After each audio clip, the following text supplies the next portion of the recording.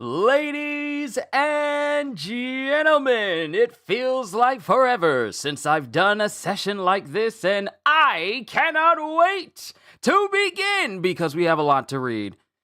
Good Lord, we have a lot to read because during the massive hiatus that we were on concerning One Punch Man, apparently more than 12 chapters were completely revamped and redone, and it kinda messes up the continuity with the webcomic that we've been going through thus far as we get into preparation for the newest chapters of One Punch Man, which is dropping later today. Now, depending on how long this session is, it may bleed over into the release of the newest chapter. If it doesn't, I already have a thumbnail ready, so that way it can accurately portray the title, and I'll even change the title. And then just do a separate session with the new chapter if we get done with this beforehand. But let's just go ahead and begin, shall we? What punch?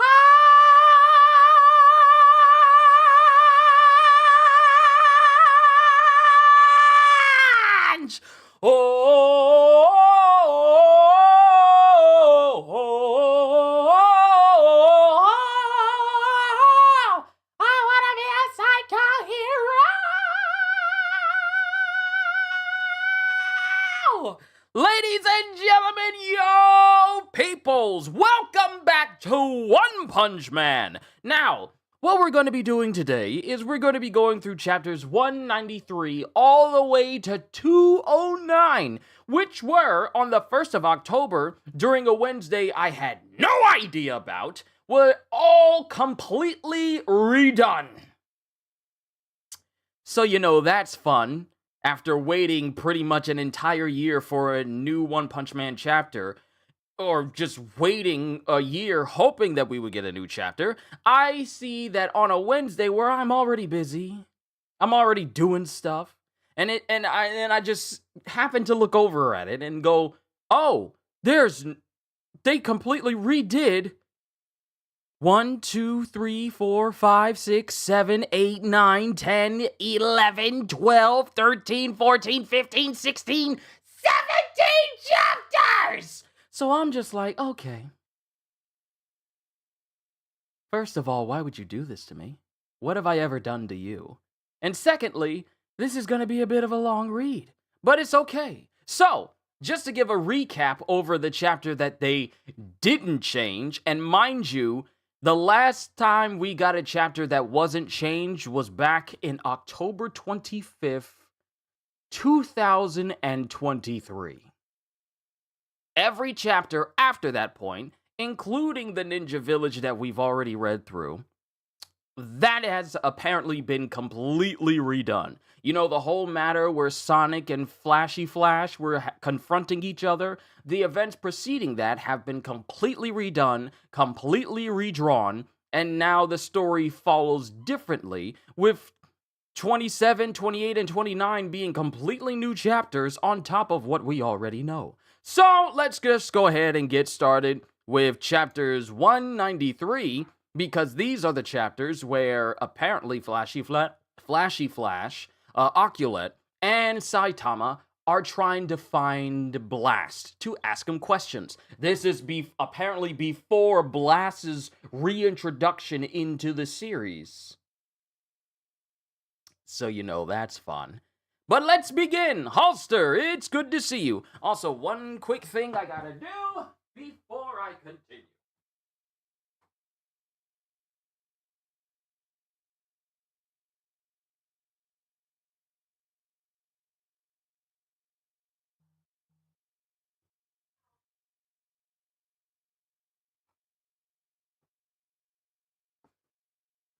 All right.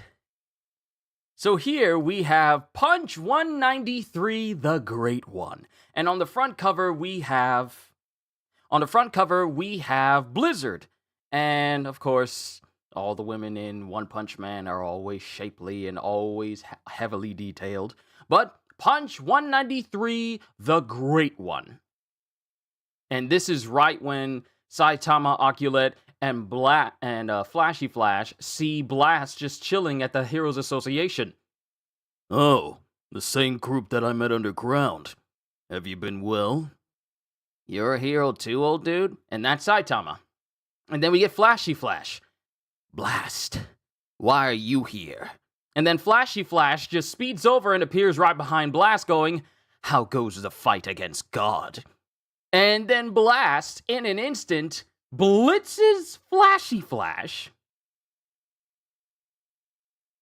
He blitzes Flashy Flash and is standing behind him with a smug grin going, I'm here to report.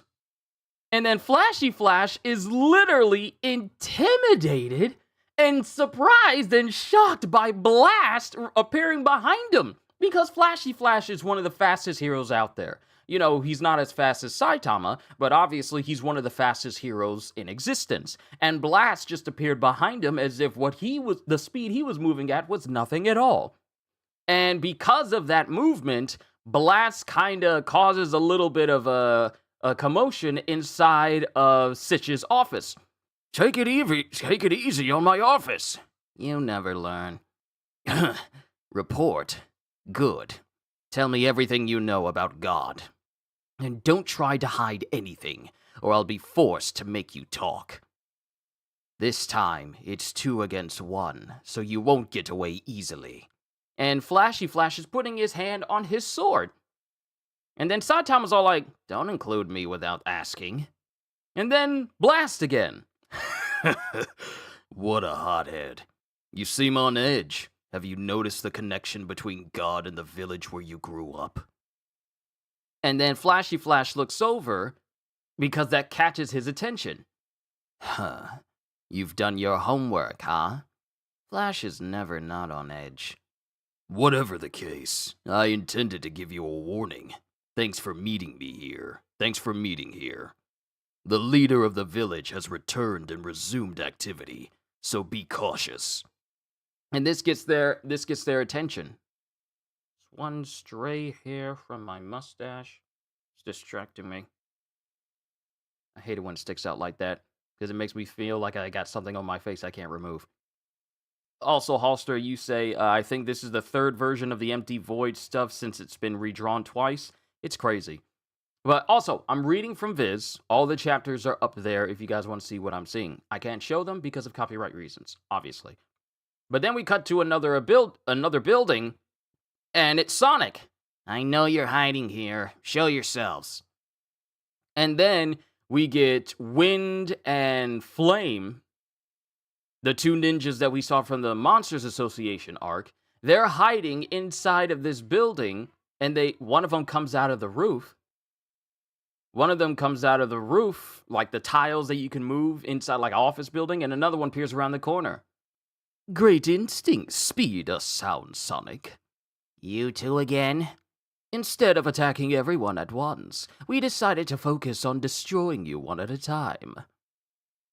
And they both prepare to fight Sonic here. They get their weapons ready, but they then get slammed down out of nowhere by something. And then Sonic is looking confused. And then we get another person, another ninja, it would seem, who has like star-shaped eyes going, Fools!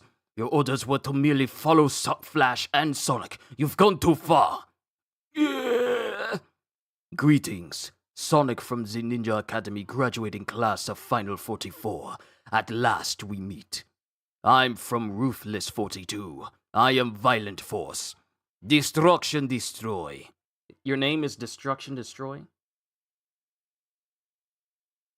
Your name is Destruction Destroy? And they're both pinning down Wind and Flame. And then some dude who was hiding up against the wall goes, I'm from Golden 37, Rumbling Thunder. I'm from Fear 21, Insane Mad. Confusion Chaos. I'm from Strength 40, Beefcake Muscle. What are these names? Rumbling Thunder, okay, that's one thing. Destruction Destroy, you kind of pushing it. Insane Mad, why? And Confusion Chaos. These are things you mix together in Skyrim. You got confusion in one hand and chaos in the other. It's just, okay. I'm from Strength 40, Beefcake Muscle. I'm from Selection 35, Darkness Dark. Composure 9, Ballistic Bullet. Bloodstain 36, Bloody Slaughter.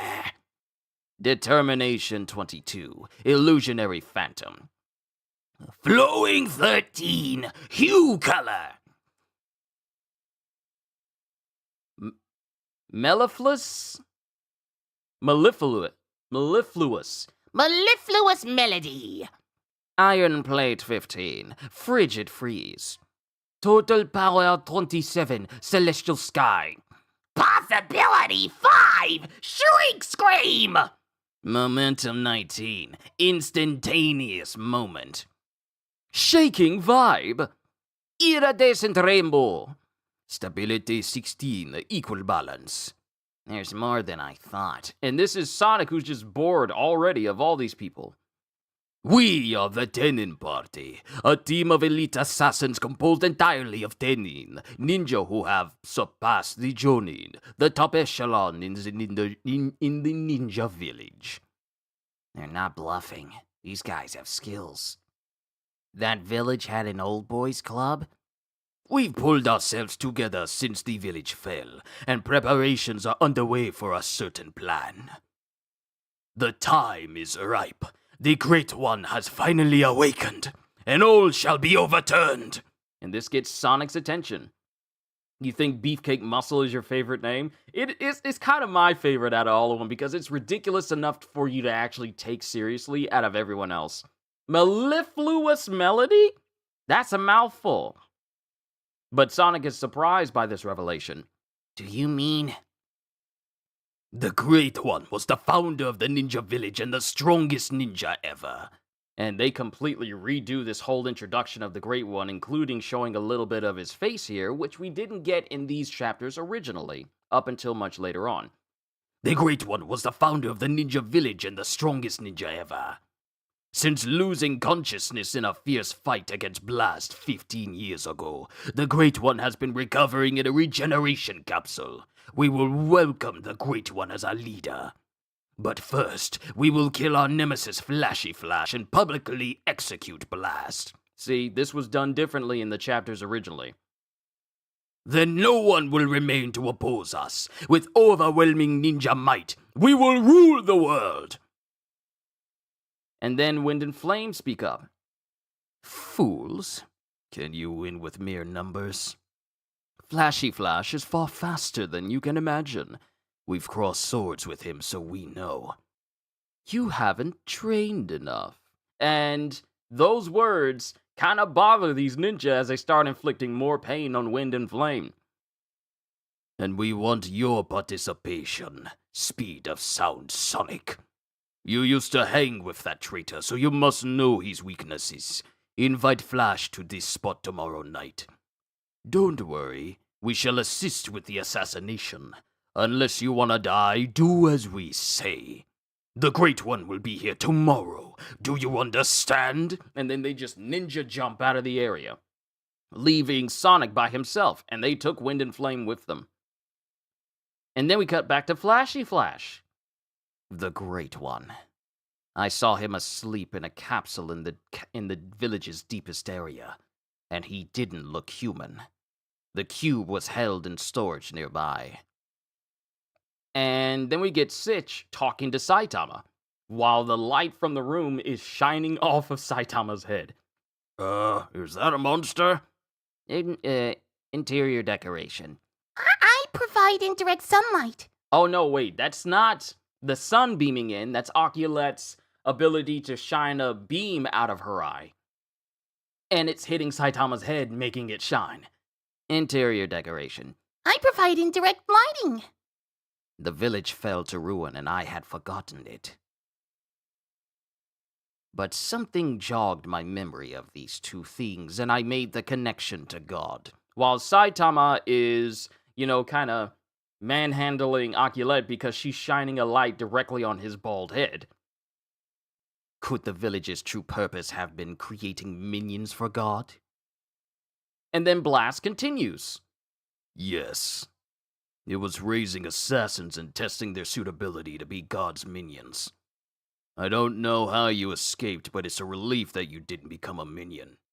The Great One bound high-ranking ninjas into a secret society called the Tenning Party. You and Sonic are both from the village, so it may contact you soon. Sonic? And Saitama's all like, Sonic? But you must not confront the Great One. What? Are you saying I'm too weak?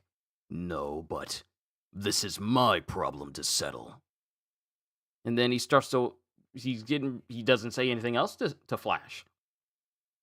Oh, it seems a bit bright now. Let me turn down the lighting in the room. Huh. Do as you please. I only asked because I wanted to know who was using us at the village.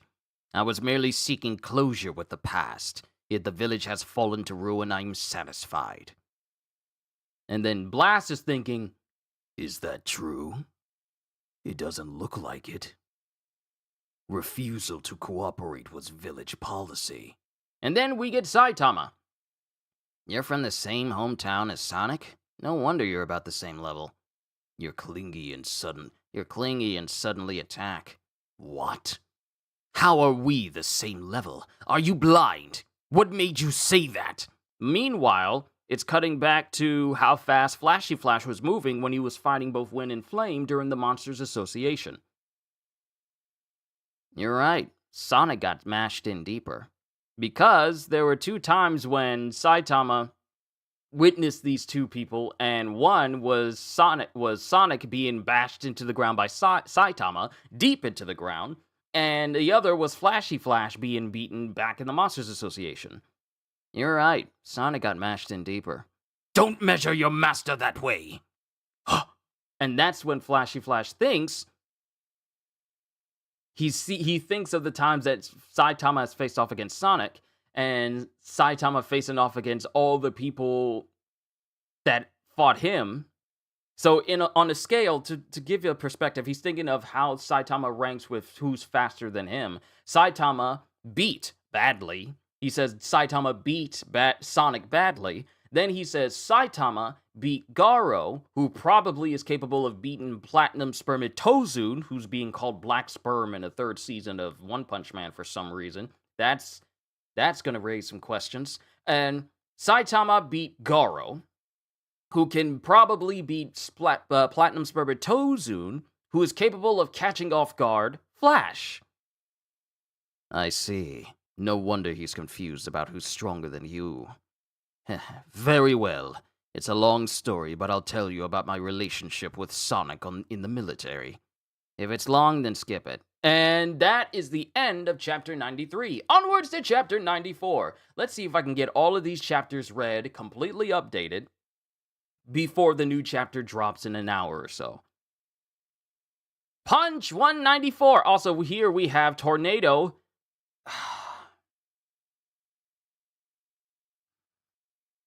Such a attention to detail when it comes to how these people are drawn on these covers for these chapters. Such an attention to detail. Probably should have kept it as Black S. It probably would have been better. But yeah, Punch 194, Ninja Village. Ninja Village gathered orphans 17 years old or younger. Over the course of 10 years, it raised them to be assassins. Then it sent them out into the underworld. Oh, wait. Who is saying this? Is this Sonic or is this Flash? Ninja Village gathered orphans 17 years old or younger. Over the course of 10 years, it raised them to be assassins. Then it sent them out into the underworld. I was 5 when my parents sold me to the village. Trainees can't leave the facility until they complete all the courses and receive permission to graduate. I still bear the scars from the punishment I received after a failed escape attempt. A single day at Ninja Village lasted 72 hours, with 6 hours of sleep. The food was tasteless, and we received no information from outside. We spent every day as machines learning how to kill, so showing emotion was against the rules and the emotionless were considered superior. It was a truly hellish environment. And then we get one big dude with scars over his body going, "Never fear pain! Teardrops obstruct vision, so hold them back! I don't hear you!" and we have Flash when he was younger in the midst of this training, and everyone is tired. They're bleeding and tired, and some of them can barely stand. Oh, gotta, oh, gotta sign. Boop, boop. Finally here. Well, I'm sorry. But we are currently on chapter 194, the revamped retelling of the Ninja Village arc. So we're going all the way to potentially 209. And if the chapter isn't out by the time I'm done, I already got a thumbnail ready to switch it over to the correct one. But yeah, it's good to see you, Ogata. One Punch Man is back. Teardrops obstruct vision, so hold them back! I don't hear you! And all of these ninja trainees, including Flash, are tired and they go, "Yes, sir!" "There are 21 of you in Class 44. You aren't friends! No chit-chat, only sparring! After graduation, you may kill each other if you run into each other in the field. If you leave an opening, be prepared to die! Team 1, take a breather! Team 2, go study! Team 3 and 4, blade sparring! Team 5, you're too soft! Instructors will take turns drilling you in martial arts at the swamp for the next 3 hours!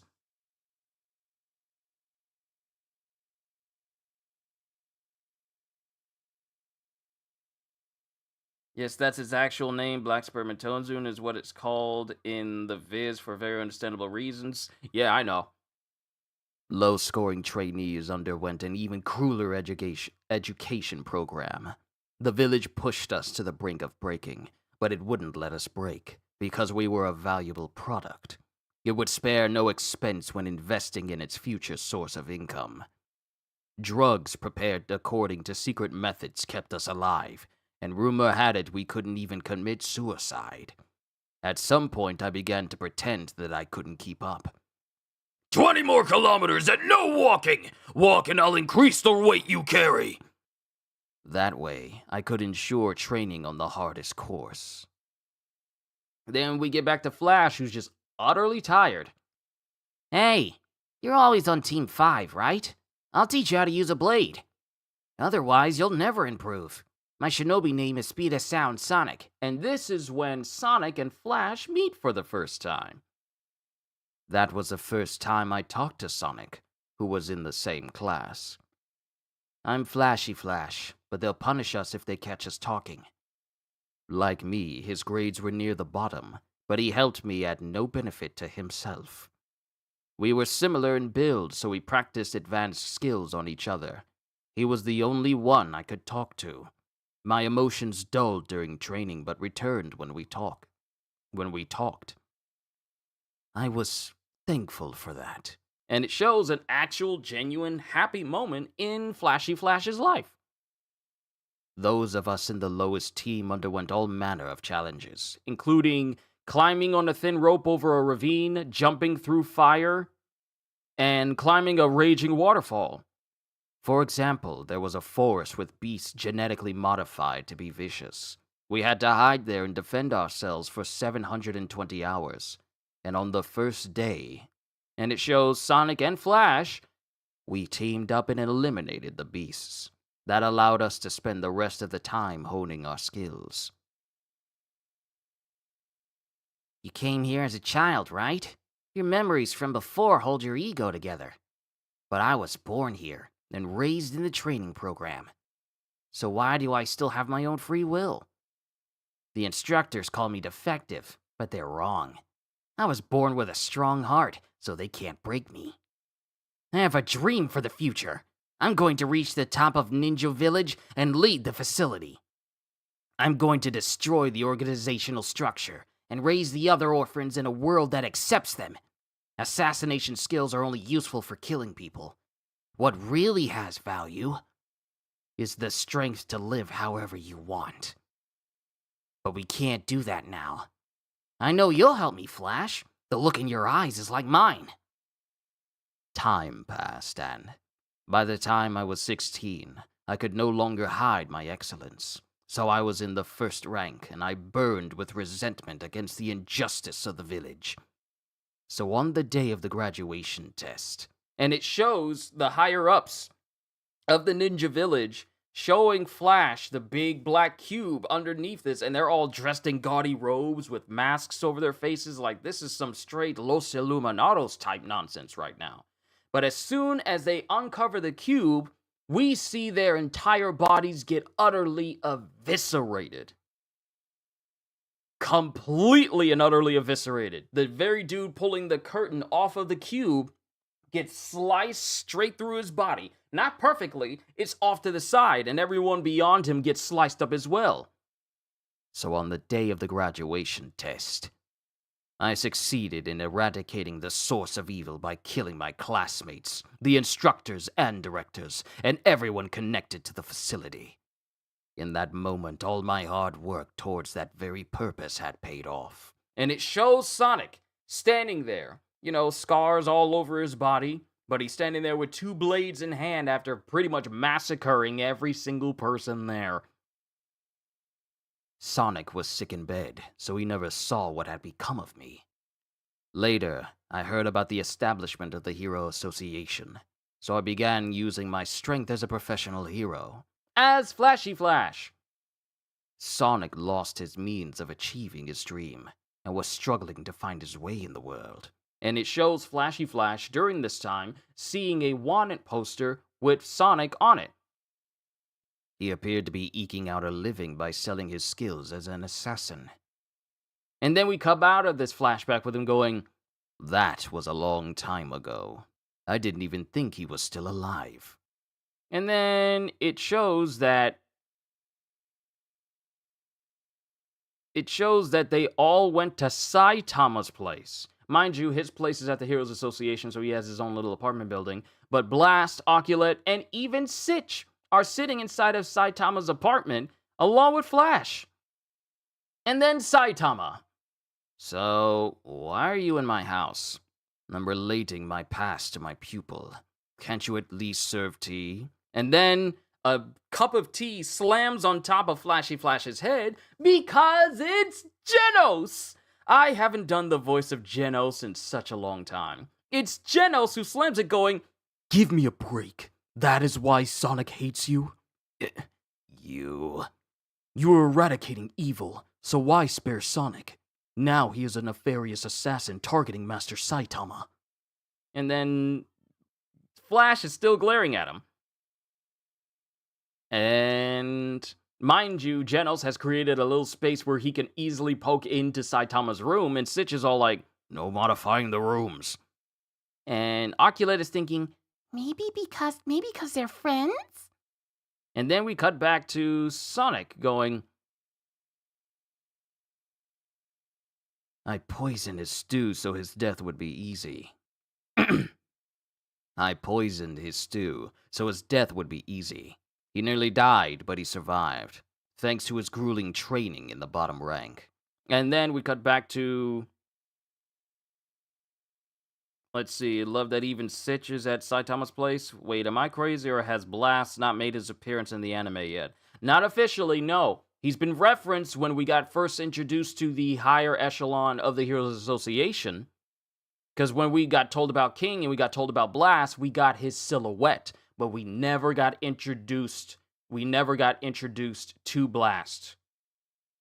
Because what happens is Blast gets introduced to us later on during the Monsters Association, which I believe Season 3 is still starting in the direction of. So, no, we didn't get like an official appearance of Blast. Not at that time. I poisoned his stew so his death would be easy. He nearly died, but he survived, thanks to his grueling training in the bottom rank. It appears he did not wish to kill him, so he wouldn't be at the place of carnage. Oh, he poisoned his stew when he was younger, so that way Sonic wouldn't be there to witnessing him massacring everyone at the Ninja Village, like the higher-ups and his classmates. He did it on purpose. And then Saitama goes, Stew, huh? and everyone looks at Saitama's all like, oh, you got something profound to say? That reminds me. I have broccoli and carrots in the fridge. completely unable to read the room at all. To be continued, and that's the end of chapter 94. Onwards to chapter 95. And once more, shapely people appearing on the cover. Punch 195, Karma. And then Flash. In other words, I was better than Sonic back in the village. Understand? I need to buy beef and onions. And Saitama's ignoring him. Blast. Give my regards to the Great One. Not that I know who he was back when he was human. And Blast is just looking at Flash, and then he leaves. Now pardon me. And then Geno speaks up and goes, Are you Blast? I am Demon Cyborg. Sitch told me about you. If you have any problem, ask Master Saitama for advice. I had beef before. Maybe cream instead? I'll take that into consideration. Then time passes at the Heroes Association while Flashy Flash is still walking. And one of the attendants says, Oh, there you are, Mr. Flash. Express mail. And she gives him a letter. And then we have Blast again. It appears Flash has noticed something, and I'm not surprised. I don't want him to get involved, yet I told him all about God. Indeed, you could have played dumb. Telling him that God is controlling the Great One and responsible for his actions allows you to protect the Great One. You don't want Flash to get revenge on him, am I right? I just don't want any trouble if he returns to being human. Void would tell me not to be so cautious. And then he just slumps just a little bit. He was raised in an organization like the village.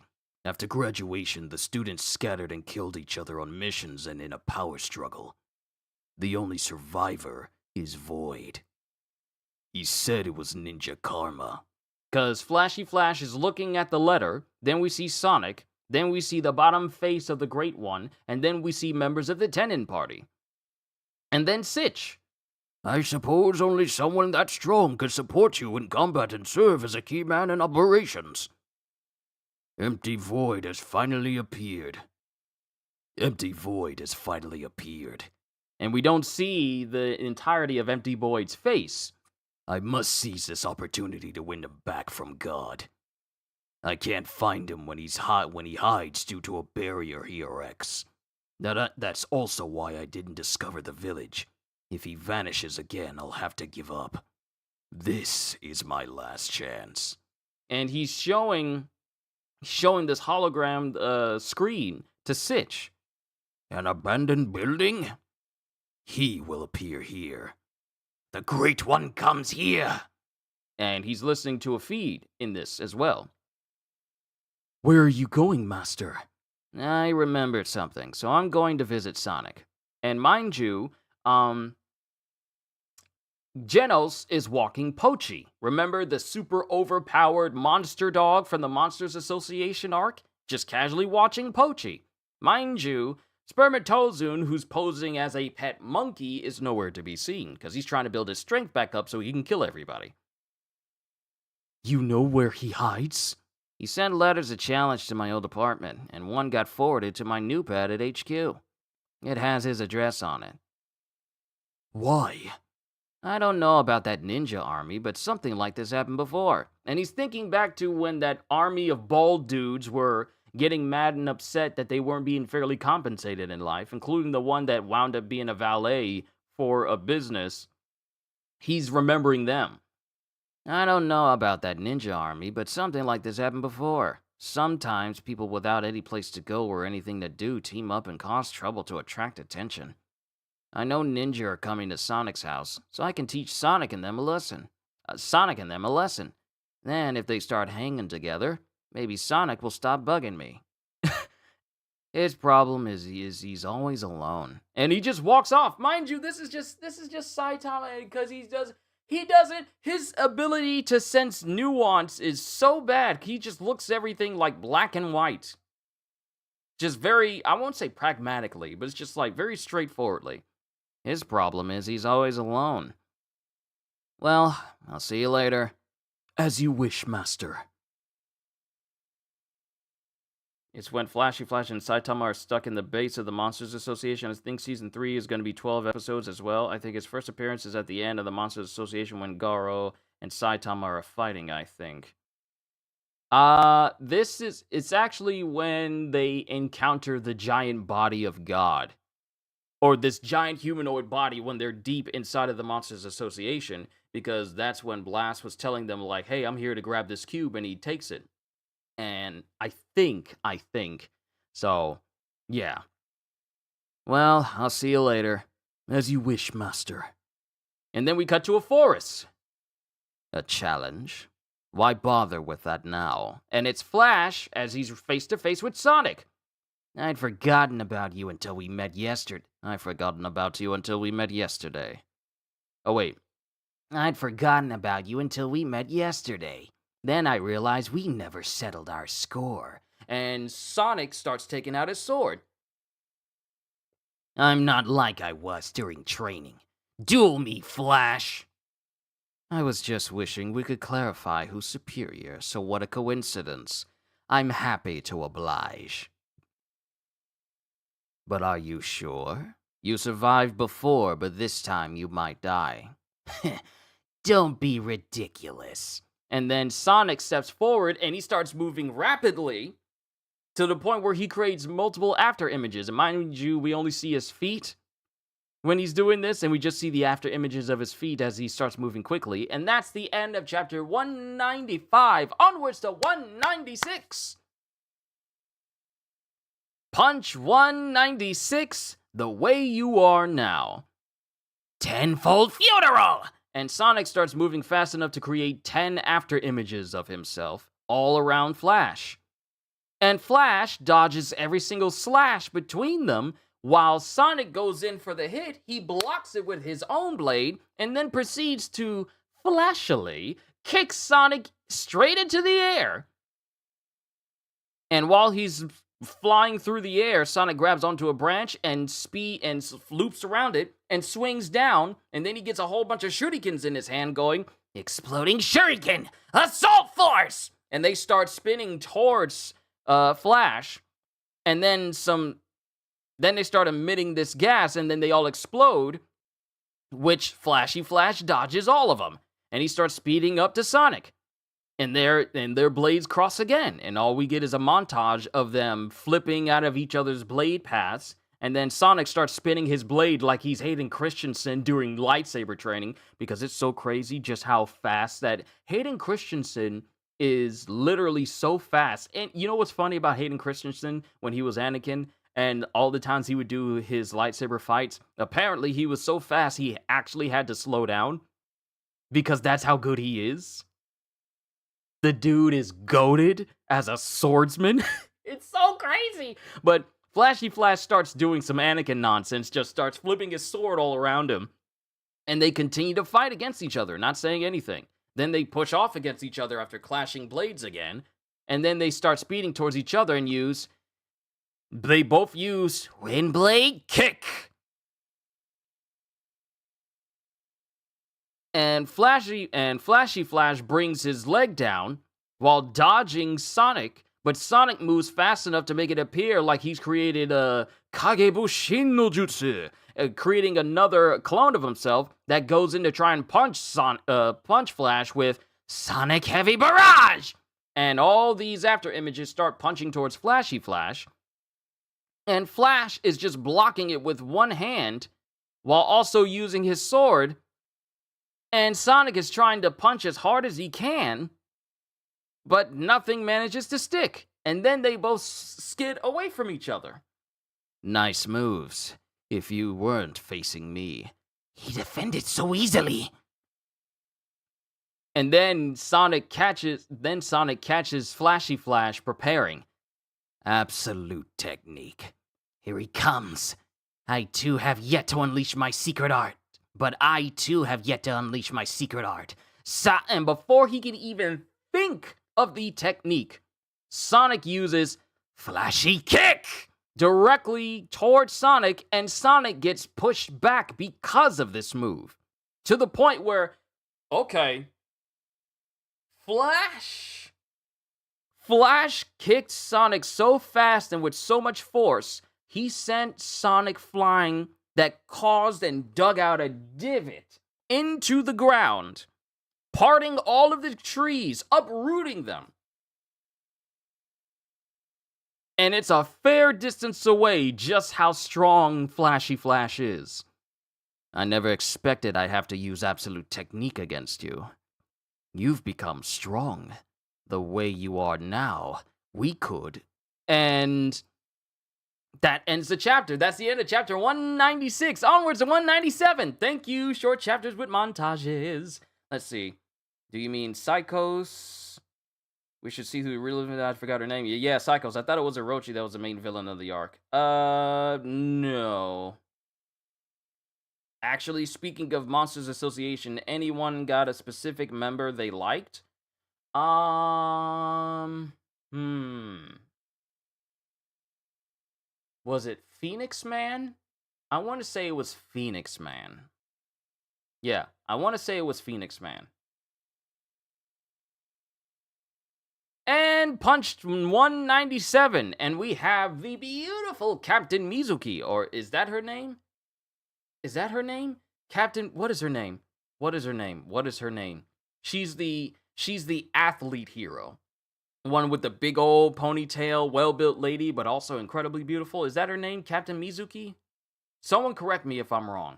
But punch 197, saving life. And while Sonic got pushed away, and Flash was saying like, with this we could, and we see a whole bunch of weapons just aimed at Sonic. Mind you, these are not weapons that aimed at Flash, and these are not weapons that Sonic would use. And they all get close to him, but he dodges out of the way before it hits him. And then we have all of the members of the Tenon party launching where they threw the weapons, looking directly at Flash. Yep, Captain Mizuki. I always think Homeless Emperor is probably my favorite, and I like the scenes with Nyan and Saitama. I like Homeless Emperor as well, because we got to see an ability granted by God, and then witnessed what happened when that power was taken away. But yeah, Captain Mizuki, yeah. Out of all the names... Why is it that I remember most of the women's names in this series? Is it because of the way they're drawn and it makes me want to remember them? I don't know what it is, because I can remember so many... Well, actually, it's not just her names that I remember everybody else's, but... Flash has jumped away from getting, hit by all these weapons, and the Tenon party is looking at him, and he goes, "The Tenon party, huh? Huh? You know us? Did Sonic betray us? This ain't the time and place we agreed for him luring you out." And it shows all the members of the Tenon party, including the lucky Mr. Ladybug dude, whose name I forgot. I pretty much forgot all of their names, all of them except for Destruction Destroy and Beefcake Muscle. He was never worthy of trust. Oh well, at least we got to see your ninja skills in action. We will now execute the traitor Flashy Flash! And then all of a sudden, a member of the Tenon party gets sent flying thanks to a kick by Sonic. How dare you! Sonic has completely betrayed us! And Sonic gets up after being kicked by Flash. I wanted to kill him myself rather than hand him over to you bastards. Wait a minute. If the air is on, I don't need my window open.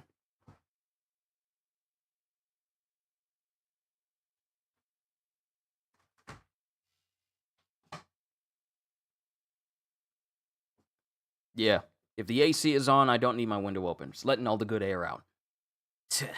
I wanted to kill him myself rather than hand him over to you bastards.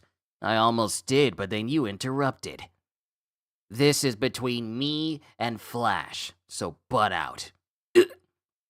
You survived my flashy kick? I underestimated you. A little more effort and you might have roughed me up earlier. Roughed you up? Give me a break. They saved your life, Flash. You're such a pain. You've gone crazy! We'll execute you too! We're elite ninja, and you're outnumbered. You must know you'll lose. And then Sonic, getting serious because you don't see his pupils anymore, just smiles and goes, Let's get rid of these nuisances. Let's get rid of these nuisances first. Agreed. And then we cut back to Saitama, who's going there to find Sonic. Ain't nobody around. He lives in this abandoned area? And then it cuts to the tending party. And it also shows Wind and Flame, and all of a sudden, they get punched by Beefcake Muscle, and they get sent flying towards Flashy Flash and Sonic. And since they're using their bodies as projectiles to distract them, and they're rushing behind them. Are they going to cut us up too? Not gonna happen. I'll dice any who tries. And then Flash and Sonic don't do anything because Flash immediately stops them, and they're both bound in the threads of flame. And remember what happened with the threads of flame. The threads of flame are also incredibly poisonous, which can threaten to kill a person if they move too much with the wires wrapped around them. So, yeah, Flashy Flash has them both bound up in an instant. And even Sonic is all like, huh? And the tending party is surprised as well. So we get them trying to fight Sonic and Flash, and they're just dodging everything that they're doing, and they just start beating up the members of the tending party like it's nothing. Who would have thought that such a thing would happen? You're not gonna kill him? They were monsters in the Monsters Association, but now they're human again. They may be good for researching into rehumanizing. Hear that? Lucky you, guinea pigs. And that's the end of chapter 197. Onwards to 198. Though you do like Super S a lot. Oh, okay. Chapter 198. Where? And on the front cover, we have Tornado. Everyone's favorite. Everyone's favorite person to look at. Let me just say that. Punch 198, where? Then we get Beefcake Muscle, who's going in for Sonic. Battering Fist! And Flashy Flash's sword gets destroyed. Oh no, it doesn't get destroyed. He's using the sword of another person. Yeah, he's using the sword of another person, not his own personal sword, but it gets destroyed by Beefcake's battering fists. Flash Kill's replacement is no use. Out of my way! And Sonic speeds past Flash. One of them lost his cool. Surely not. That's unwise, Class 44. And then Sonic turns up his tenfold funeral, and he has way more after images as he starts doing the same move he tried to use against Saitama. And he stops all the rest of them.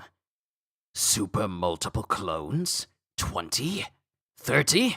No, even more. And this was specifically made to go up against Saitama. I just know it because Saitama surpassed it. But then Beefcake Muscle backhands Sonic through his own clone, so he's not fooled. And Sonic flips away. You a street performer? I wanted to blow them away with a shockwave like him, but all I did was prance around. What was that about? Were you trying to confuse them? Try saying thanks! And then he throws another sword towards Flash. I can see how you survived. I should use the confusion to stab him from behind. I'm going to make you give back my sword with interest. You petty thieves! You're gonna die without ever understanding our plan or tasting true freedom! And it shows a ninja who's using guns. Not using actual physical weapons, just using guns. I don't want to understand it. You couldn't hack it in the real world, so you kept serving the village. That's the way losers think. And that's Flash. Why you? And then he's looking at these other ninja trying to bear down on him, one with like clawed gloves and another one with a spear or a naginata. What really has value is the strength to live however you want. And he's remembering Sonic's words earlier on. The strength to live however you want. And while he's dodging all these other ninja, Sonic is kind of getting a little bit manhandled by some of these other ninja. Like he gets punched in the face, he gets sent flying, he jumps off of a tree he launches into, and proceeds to kick one ninja in the face while breaking his spear. Their attacks are nothing compared to his punches. I barely feel them. I've trained and gotten stronger, so tending techniques are mere child's play. The strength to live however you want. But where is that? And Flash is thinking all of this while he's dodging all of these throwing stars at him. But where is that? And can I be sure it isn't merely fantasy? They spent so long in a restrictive environment that they've lost sight of what true freedom is. And it shows the silhouettes of Sonic and Flash going up against the tending party. And then Blast comes in and stops them. This did not happen during the original chapters when Sonic and Flash were fighting the tending party. This was completely redone. Blast appears in between them, and he grabs Flashy Flash's blade, and he grabs the blades of the members of the tending party going, "That's enough. There's no need for bloodshed." Who are you? Where'd you come from? Blast! What? This is Blast? I thought he was missing. And then all the members of the tending party, oh no, this is going to be bad for them. They all look at Blast with rage-filled faces and go, "Thanks for coming to die!" And then Blast goes, "Calm yourselves." And he opens up multiple portals, multiple wormholes, and just punches once. And each one of these portals opens up to every single face, towards every single face of a member of the tending party, and punches all of them. Actually, no, he's not just punching once, he's punching multiple times in a portal without even moving, and he's opening up portals right next to people's faces, and he's punching them out. And he's calmly saying, "Calm yourselves." And he knocks out everybody. He knocks out everybody. Oh, you got me out of my chair. Okay. And this shocks both Sonic and Flash. And everyone is laid out. I was about to finish them off. How did you know I was here? I owe it to that creature's acute sense of smell. And Blast is there with Pochi. And Pochi, because it shows that when Flashy Flash got that letter, or when Saitama got that letter, apparently he had Pochi sniff it, and he just found out where they were going to be. Good to see Blast is as cool as ever. Bro, he showed up to a fight that had nothing to do with him, and he ended it by himself. Oh, I like this. That's the end of chapter 198, onwards to 199. Punch 199, no longer kicking. You may have defeated us, but now you have nowhere to run. Blast, you gravely injured the Great One, but he spent the last 15 years undergoing procedures to strengthen and revive him. He is the greatest in history, the ninja of ninjas. He once stood above all assassins and controlled the world from behind the scenes. He's taken lives in the hundreds of thousands, including the lives of super big shots. Right about now, he's at your hideout waiting for us to bring him your heads. You should go there. You'll wish you had died at our hands. And then Blast just looks up into the air and goes, Well,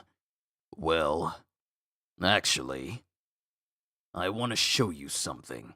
and then he slams his fists together and teleports everyone, himself, Flash, Sonic, and the members of the attending party, to the very building they're describing. And it shows the imprint of someone's body in the ground. And Saitama is there.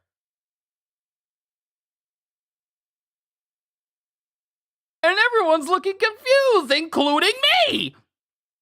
Hey, old guy, that didn't take long. Saitama? Huh? This is the Great One? I can understand your surprise. I was here earlier, but Saitama got here before me. Did you kill him? No, I don't think he's dead. Since when I got to Sonic's place, he leapt out and attacked me. So I punched him. Something so simple. Something so simple. And it shows the Great One launching at Saitama, and all we have to see the aftermath of that is the body print of the Great One in the ground. When I got to Sonic's place, he leapt out and attacked me. So I punched him. And both Sonic and Flash are all like, And then the attending party's looking around and they all start laughing. You think that lie will fool us? How dare you! We will let you mock the Great One as long as the attending party is alive and kicking! And then it cuts to Saitama, who punched every single member of the attending party and beat them. Well, you're no longer kicking, and that's Sonic. I knew it. These guys were ninja. Yes, how did you know? Because they attacked me out of the blue like you do. Don't lump me in with them. But you're basically the same. And Blast is just listening to all of this. And then Sonic. Why are you here, Saitama? Huh? Well, when I heard the situation, I thought Blast should go put a stop to it. And Saitama just says, I'm going to Sonic's house. I mean, how did you locate my hideout? Oh, that? 'Cause you send me weird letters with your address on them. Ow! Oh, right. And Saitama is just slapping Sonic with these letters. Then we get the attending party again. Ugh. What's with that chrome dome?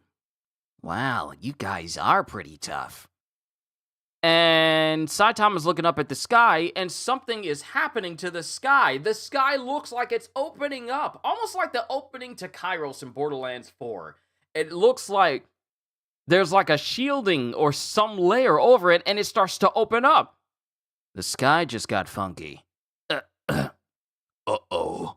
And Blast is looking because we get these gigantic creatures that start to walk through these giant dimensional barriers, whatever.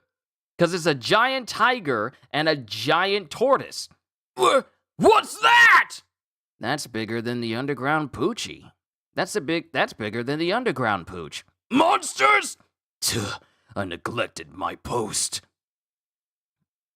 Looking for kibbles? And then Pochi comes up right next to Saitama, sends out a blast directly into the mouths of...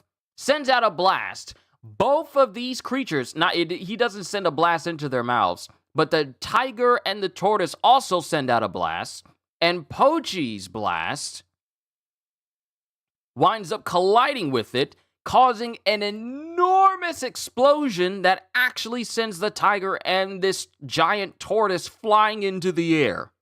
Mind you, Pochi is still the size of like a cane corso. And that's the end of chapter 199. Onwards to chapter 200. Ravi, good good to see you. I'm going through all the redrawn chapters of One Punch Man. We are currently on chapter 200. We are going all the way to 209 if I get done before the newest chapter comes out. Matter of fact, let me double check and see if the new chapter is out. It's not out yet, but we are on chapter 200 and we'll go all the way to 209. If the new chapter is redo, yeah, because apparently all these chapters that I'm doing, they were completely redrawn and they actually change up the narrative versus the chapters I did a year ago before the series went on hiatus. Before it went on this almost pretty much a year-long break. All of the chapters were redone on the 1st of October, so it was like a week ago when it was all redone, and I didn't know. So I'm taking this opportunity to fully catch up with everything that's been redrawn, rewritten, the narrative being redone, so that way I'm up to date with everything. Pochi ain't overgrown yet and still busted? Yes! These creatures dwarf the buildings in size, and Pochi, being the size of a small dog, has a blast that can contend with both of them at the same time. Fear this dog. Beware.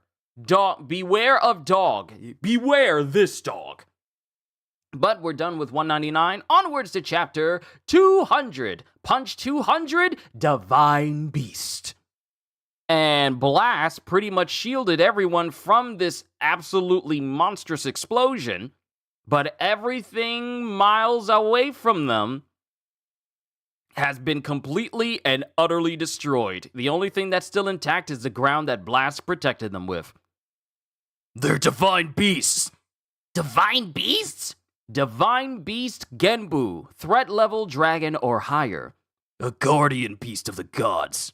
Someone like a pet. Divine Beast Byakul, threat level dragon or higher. And while these divine beasts are roaring, someone appears above the Byakul, and it's Saitama going, "Don't you dare bark at my little doggy!" And Saitama is drawn seriously here. We just see him holding Pochi, and he's preparing to punch these creatures. Huh? And before he's doing that, smoke starts to appear. Smoke starts to appear from the spot where the Great One was punched into. Blast notices it. That's smoke! Because he also remembers what happened to Garo during the events of Saitama's ending fight with Garo, with Cosmic Fear Garo, all those years ago. That's smoke! Then the highlighted eyes appear from the smoke and launches towards the Genbu. And then Blast starts using its powers. And in an instant, both the Byakko and the Genbu get sliced to absolute shreds by Dimension Slash. Because the Great One killed these divine beasts, cutting their pieces apart into very specific shapes. And then we get Blast using Giga Gravity Blows! And he starts punching the remains of these creatures as well, causing crater-like impacts all over their body. This is a very good-looking double-spread panel right now. And then Saitama, still airborne, goes, "Whoa." And then the creatures launch into the air, or they get launched. Oh no, they get launched into the air because of Blast. And then he starts clasping his hands together and goes, "Shut." And then the dimension barrier that opened up to allow these divine beasts to actually come out, they start to close and it seals up. And then the Great One lands on the ground, face still smoking, and it breaks open, and we see the human face underneath the Great One. This is completely different. This is fundamentally different from the events of the chapters we had like over a year ago. Because in the old chapters, and I can say this because this ain't a spoiler, in the old chapters, we saw the events of the Great One fighting Saitama showing strength powerful enough to affect entire dimensions, Because even the Great One's dimension slashes couldn't work on Saitama. He literally could grab his swords from the inside of the dimension and affect him and pull him in, showing that Saitama is multi-dimensionally powerful. Then we saw the reasoning of why the Great One was doing exactly what he was doing, and that's when the series stopped for a while. But here, we have the Great One and his monsterization completely starting to subside. This is completely different from what we read a year ago. But his monster face breaks open and we see his human side underneath. Void! And all the ninjas of the tending party are shocked to see this. Seems like they got that under control. You shouldn't bark at people either. And Saitama just lands casually on the ground with Pochi. And that's the end of chapter 200. Onwards to chapter 201. Punch 201, Fever. And Void is back to normal as his face starts to go back to normal. Is that the Great One? Your wounds from blast didn't mar your appearance? Void! Have you returned to yourself? Blast. Yes. It's like a fog has lifted. That's good to hear, as Sonic comes in and tries to immediately attack Empty Void. And he starts going ham on Void, but Void is not only is it Sonic who's attacking him, but it's also Flash who's attacking him too. And the thing is, Void is defending himself against both at the same time, to the point where the tending party says, "They're so fast to even see!" And then Blast comes in and goes, "Enough," and grabs both the blades of Sonic and Flash at the same time. He only subjected you to hell at the village because God was controlling him. He only subjected you to hell at the village because God was controlling him. I hope you can understand that. And then Flash is quiet, but then Sonic goes, Honestly, I don't care about that. I was just testing whether he's skilled enough to give us orders. If one punch from Saitama can waste him, then... It's all right, Blast. I remember what I did under God's control. It was like something twisted inside me took over. I wouldn't listen and rushed ahead, thereby falling into God's clutches. Judging from how those ninja fought, they don't value each other enough to cooperate. But these two are different. And then Sonic is all like, I think you're still groggy. And then Flash goes, Yeah, I just lent support because he was struggling. What? And they start arguing with each other. Get along, guys. And this is Saitama. Then we get back to Void. I need to go fight God. I'll atone after everything is settled. This man literally just says, I'll atone after everything's settled after I fight God. That is just a casual thing to say. I'll be right back. I gotta go fight God. Huh? I'll atone after everything is settled. Wait until then. Interfering won't help. Atone? We don't need that. It's not why we roused ourselves to action. Yeah! We did it so we can live as benefit Shinobi! If you want to live freely, then you need strength. Then the tending party is looking at Sonic, who's saying this. And you simply aren't strong enough yet. So keep training, fools. And then Saitama just walks up casually, inserting himself in the conversation and goes, Maybe try muscle training? And then everyone is just looking at him like, bruh, first of all, who asked? Ain't nobody asked you. And then it cuts to Flash thinking, the fact is, he's a powerhouse, so nobody can argue. Now there's a free spirit. And then Flash is just looking at both Blast and Saitama. It's odd. Not once, but twice. No matter how hard I pressed Void, he never vented his power like that. How powerful are that man's fists? And it shows a very detailed, serious drawing of Saitama as he's standing there with a fist clenched. They have no idea that Saitama's power just is. It is power, the very definition of power. But time passes, and then the Tenin party is speaking to Blast. All right, we understand the situation. But they're thinking, But we can't just sit around while Boss is out fighting. We need to look for the cubes and get a bead on God. my goodness, this is such a different narrative from what I read originally. The Tenin party got massacred originally. That's when Empty Void showed up as the Great One and started fighting Flash and Sonic, and he beat them both. This is so different. This is jarring. It's like I'm witnessing a different timeline. It's like, huh? I saw this story play out completely different. This is a separate timeline. What is this? And I gave myself the hiccups. Man.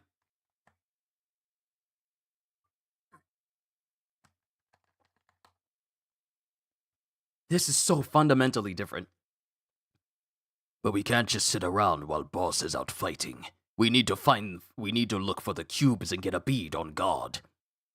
Maybe we can't stand against him yet, but we survived the village, so we have a right to know who was pulling the strings. The Tenin party is making a fresh start. We need to pick an interim leader. But we always butt heads, so... I have an idea. What is it? Who is that guy? The bald cape? The Class A hero? He's got a dodgy reputation, but... And then we have the person who was speaking for the Tenin party walking up to Saitama and going, huh? Bald cape, right? You may be a hero, but you corrected the error of our waves. Who are you? So we have a proposal for you. Will you be our leader? You're strong, and you're basically a hero outsider anyway. Not 'cause I wanna be! Are you dissing me? Teach us the secret of strength! Muscle trading! Muscle trading, that's all I got! That again? And then it's just Sonic and Flash watching Saitama being bombarded by people who want him to train him. They insist on being lapdogs. Sonic, I need to tell you something. Huh? I poisoned you that day. Yeah, what about it? Stop walking on eggshells with me, okay? Instead, hone your skills. I'll train you again. We'll brush that lot aside and catch God unawares. And he just walks away from Flash, and Flash just smiles and just goes, yeah. Then back to Saitama. They're buddier than ever, so they should handle their stuff on their own. Saitama. And this is Blast. Your strength will be necessary to fight God, so when the time comes, please lend it to me. Huh? I will come for you. And then both Void and Blast just teleport away. Whatever. I'll serve tea, but... And then we cut to they just teleport away, and we cut to a different location. And the place we cut to is literally a crack in space-time. And it's Void and Sonic, it's Void and Blast, and we see where the dimensional beasts, both the Byakko and the Genbu got teleported to. And they land there and they go, what happened here? And we get more divine beasts that are dead. Divine Beast Keating, and that thing is completely dead. Did you defeat this giant creature? No. Then who did? I think I know. And it cuts to Blast, who's smiling because he realizes, I know who killed this creature. And then we cut to Genos, who's doing Saitama's clothes. Master, your cloak is soiled. Shall I clean it? Oh, right. I had to deliver a beatdown along the way. And the beatdown he was delivering along the way was him killing that very same Keating that now lies dead in that crack in space-time. Literally on his way home. This thing came out and he punched it once because he punched it so hard that he basically blew out its entire body. Does this mean Saitama stopping a slash from a different dimension is no longer canon now? Apparently so. That whole moment where I lost it when we saw Empty Void do a dimension slash that cut basically a giant ravine in the entirety of the country that they were in. That is no longer the narrative. That's old news now. That's non-canon now. That used to be canon, but it's not canon anymore. Because the whole matter of the Great One having a big old fight with Saitama, or attempting to fight Saitama and Blast, the very thing of Blast having his arm sliced off, remember that? That's no longer a thing now. This is the new narrative. But yeah, Saitama killed the Divine Beast Kirin, and basically blew its entire body open. A few days later, and the members of the Tenning Party have found Saitama. Come on, be our leader! Stop bothering my pupil. Prepare yourself, Flashy Flash! Spar with me, Saitama! Duels on! All these people who want Saitama. The members of the Tenning Party that wants him to be the leader. Flashy Flash, who thinks that Saitama, it needs to be his pupil. Blaze and Flame and Wind, who want to take out Flashy Flash, and Sonic, who wants to spar with Saitama, and Saitama's all like, no, with Genos, because they got groceries, and Genos is all like, Well, Sonic is no longer alone. Is this what you meant, Sensei?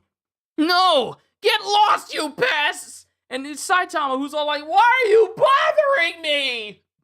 And that's the end of chapter 201. Onwards to chapter 202. Chapter 202, Fully Recovered. And this is the chapter, okay, so this chapter is the exact same. This is when Suryu gets out of the hospital. Suryu! Congratulations on checking out of the hospital. And it's all these nurses who gave him like a big giant bouquet. Come again anytime. Actually, I'd rather not. Well, now what? And he's walking as he hears someone screams out, 80% iron. No. 70% water. 20% protein. and it's a giant anteater monster holding up a woman, apparently attempting to eat her. Threat level Tiger, giant anteater king. Having gigantified, this monster craves a food source in place of ants. 70% water, 20% protein. Yes! And all we get is Suryu coming in and completely slicing this anteater king in half with just one kick, saving the lady. Yeah, I fully recovered. Is that guy a hero? No, that's the martial arts champion Suryu. I'll register with the Hero Association and test my medal. And mind you, he's walking around, but he's seeing all this advertisement for the Neo Heroes. Trends change while I was away. And it shows all the people searching on Guru Guru, which is supposed to be Google, but it shows that searching up hero brings up heroes, Neo heroes, Neo income, Neo heroes again, Neo cool. Trends change while I was away. Doesn't matter. I want to be an HA with that guy. And he's thinking of Saitama, who saved him back during the martial arts tournament. And while he's standing there, something flies over his head, and it's an even bigger anteater head. Ugh! And it almost hits Suryu. That other monster's parent? Threat level demon, giant anteater emperor. Something like this happened before. Could it be him? And he looks, and he sees that standing on top of the body of the giant anteater emperor is some sort of pop idol girl going, Hi there, everybody! I'm Webby Gather. Are all my fans watching? Webby Gather kicks butt! She won in no time. Look over here. I took a break, but I'm back stronger than ever. I'm also gonna work as a hero now. I'm a Neo Idol. And then she takes out this giant jug of water and just chugs it like it's a big jug. It's a big thing of water. And she just chugs it. And then she just Now I'm gonna be super active, so support the Neo Heroes! And then Suiryu is just looking at her as she just jumps off of this thing and flies away. Neo Heroes. It could help to know about the rival group. I'll join and then quit after a bit. And it cuts to Suiryu going to Neo Heroes. Well, it cuts to someone... No, actually, it's not even him. It's someone cutting to... It cuts to someone going to the hospital going, He checked out and didn't tell me? Dear Suiko, pay my hospital fees. Suiryu. What a crappy big brother! Because apparently his sister came in order to look for him, and he's already gone, saying, pay my bills. I'm glad her chugging large amounts of water is still canon. Here's the thing, I believe this chapter is still the same. The number placement may be different, but it's still the same. Neo Hero Headquarters. I'd like to join. Welcome to Neo Heroes. You want to be a hero? What? You're Suiryu, the champion? Then we get to the Neo Heroes test site while they want to put him inside of a suit. I gotta wear this? Yes, it's the Neo Heroes battle suit. I can't talk to her in this suit. Huh? Just talking to myself. It's impenetrable and maximizes the wearer's potential. It's a bit restrictive. And then he feels a power coursing through his body. Whoa! What the? I don't get it, but I'm surging with power! And then he flexes, and because he is so strong on his own, he literally bursts out of this bodysuit that was just called impenetrable. He literally flexes and breaks the whole thing down. And then everything goes white for him and goes, huh? And then we got the engineers going, Gah! Each suit costs 5 million! Huh? You'll have to pay for this! And then we have the person who was telling him how good the suit was going, well played. You rigged it to break so he can't leave. No, it just broke. Suiryu ended up working for Neo Heroes until he could pay for the battlesuit. And then we have...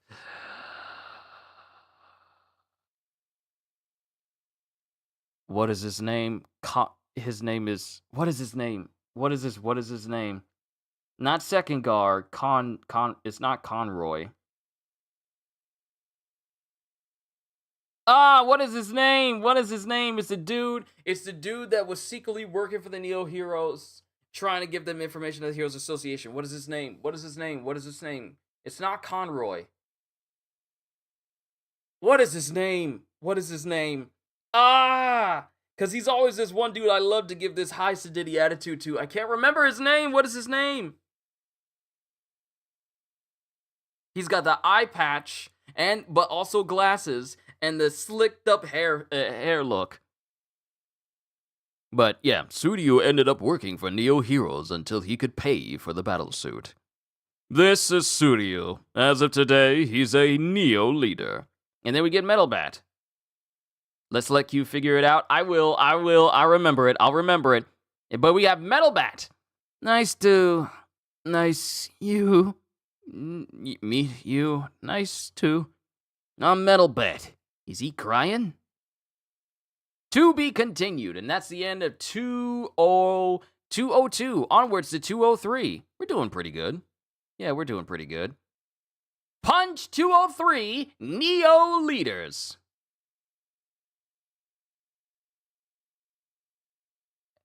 And Suiryu is talking to Metal Bat going, how can I ever face Saitama? Saitama? You mean Bald Cape? The guy who's always hanging around Demon Cyborg? You know him? These heroes are like me. They change allegiances due to the corruption and dithering of the Heroes Association. Yeah, corruption that you enforced. I'm remember his name. What is it? It is...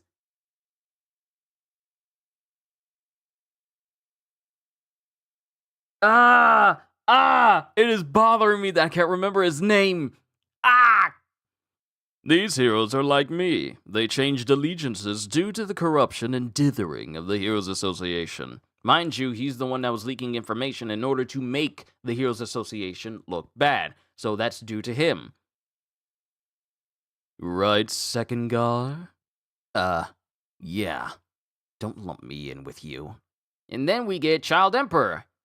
That's right. Compared to HA, which only recruits battle-ready heroes, Neo Heroes is more flexible and looks to the future. Diabolical Emperor. This organization has a system for fostering talent. From now on, young aspiring heroes will flock here, and those who don't make the grade will end up as Class C or Class B heroes at HA.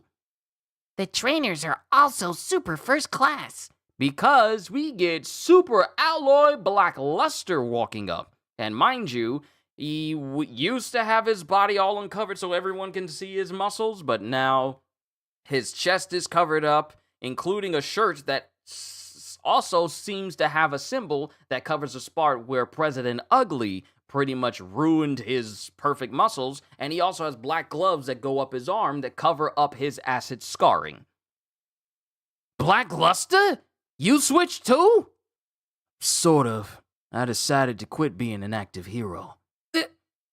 I was frustrated with pro-heroism, so I'm thankful to Neo Heroes for showing me a new way of life. And both Sekengar and Metalbat are kind of bothered by it. You could be gutless and still be Class S at HA, but that ain't good enough for Neo Heroes, so be careful. And Sekengar immediately stops Metalbat and tells him it's not worth it. Hey, old-timer, you gonna introduce us to the Neo leaders or what? Who's that mug with the big mouth? Well, that's Ryumon. He's the leader of the Ryumon Gang, a militant faction with 400 members. They were a bunch of outcasts, but now they plan to use their violent proclivities for the good of society. And this guy has a big old scar going across his face, smoking a big cigar, and missing his 2 front teeth. Also has very thick eyebrows and a swept back shaved hairstyle. He already looks annoying. The Ryumon Gang is under supervision, but they've already become valuable fighters. And part of our job is to enthusiastically help noobs grow. So watch your attitude. And then we have another person coming up. You talk a good talk, but your past bad deeds remain. Nah, I'm totally a new man. That's Axel. He's a charismatic youth leader of a vigilante group known as the Hunters, and responsible for defeating several monsters. From now on, all 47 members will work for Neo Heroes. The sight of private citizens confronting monsters has won the people's hearts, so more heroes still on the fence are likely to join. He's got a backbone, and I respect that. And that's Metalbat thinking that. That's right. We must show Los Lambs the way forward. That's Infershnave. He's the founder of the Otherworld Rebirth Doctrine, whose ranks have swelled the last few years. His 3 million worshippers support Neo Heroes. We expect them to influence the media to our advantage. And that's the last thing we need. Oh. Heroes have to go that far? You've thought this through thoroughly. After all, numbers mean strength. That's Zadats. He's super rich and runs several companies. 40 million followers on social media, so follow me. I don't do social media. Thank you, Metalbat, because Zadats is trying to give a card to Metalbat, and Metalbat is like, I don't care. Neo's abundant resources are largely thanks to him. Will he be a combatant? Isn't that risky? No need to worry. What a bunch of paupers. I'll pour the most wealth into my own gear. Sorry, I was getting eyelash extensions. And it looks like Webby Gatherer showed up. Webby, you're Webby Gather, right? It's a pleasure. The name's suited you. What a coincidence. Earlier we... Why are you so hot? because apparently he put his hand on her and it's burning her up. But then we get like a side view of her face and it looks like she's bothered, but then she turns and smiles and she's like, Sorry, I just ironed my costume. Hands off or you'll wrinkle it. Okay. As you already know, Webby Gather is a pop idol who has fanatic support from teenagers. Any who insults her risks her rabid fanbase wrath. And I made this joke a year ago, talking about, like, this is exactly what Taylor Swift fans are like. Anyone who insults her risks her rabid fanbase wrath. During half a year off, she underwent numerous experiments to become an enhanced human. As a singing, dancing, and fighting hero, she hopes to surpass even a My Mask. Announcing new singles in sync with her hero activities should further boost our popularity. I'm Diabolical Emperor. I always play your latest singles. Really? I'm so happy. Thanks. And then we get Metalbat going, yeah, I'm Metalbat. My little sis is a fan. Can you sign this? Do that later. We're in a meeting. And Second Guard's all like, bruh, if you don't chill. And then we get Luster going, I'm a hero trainer, formerly Class S. The name's Super Alloy Black Luster. Nice to meet you. And then we get like this giant sumo dude, which it's been over a year since I read this dude's name in this series, so I forget his name. But he goes, Do you really intend not to fight? And Black Luster is taken surprised by this dude who eclipses even his height. And that's the end of chapter 203. Onwards to 204. We draw closer to me fully catching up. We're doing pretty well. Chapter 204, The Fierce Ones. The super wrestlers in Super Sumo must stand over 3 feet, 3 meters tall and weigh over 400 kilograms. And Raiden is a former champion. Thanks to his slap that pulverizes large monsters, he's never lost in 700 matches. We estimate that he surpasses Class S heroes in combat strength. Super Alloy, you're well known in my sport. You're the man with the diamond muscles. Your strength is said to surpass the realm of humanity and even dominate over all creatures. But the same applies to another human being. Me. How about a friendly contest of strength? No, wait. And then Raiden immediately gets into a test of strength with Black Luster. And in this double spread panel, and it's a beautiful one, you see just how big Raiden is in comparison to Luster.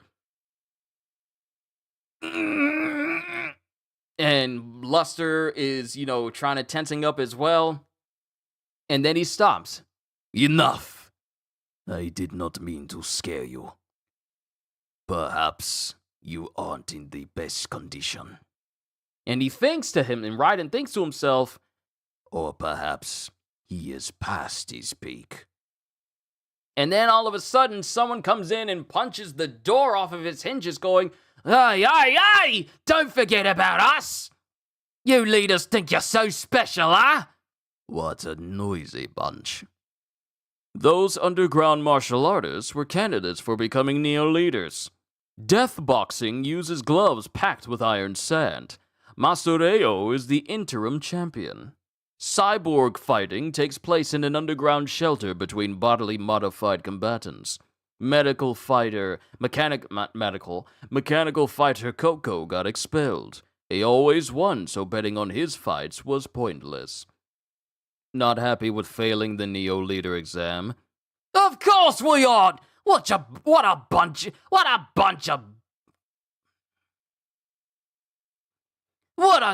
of crap!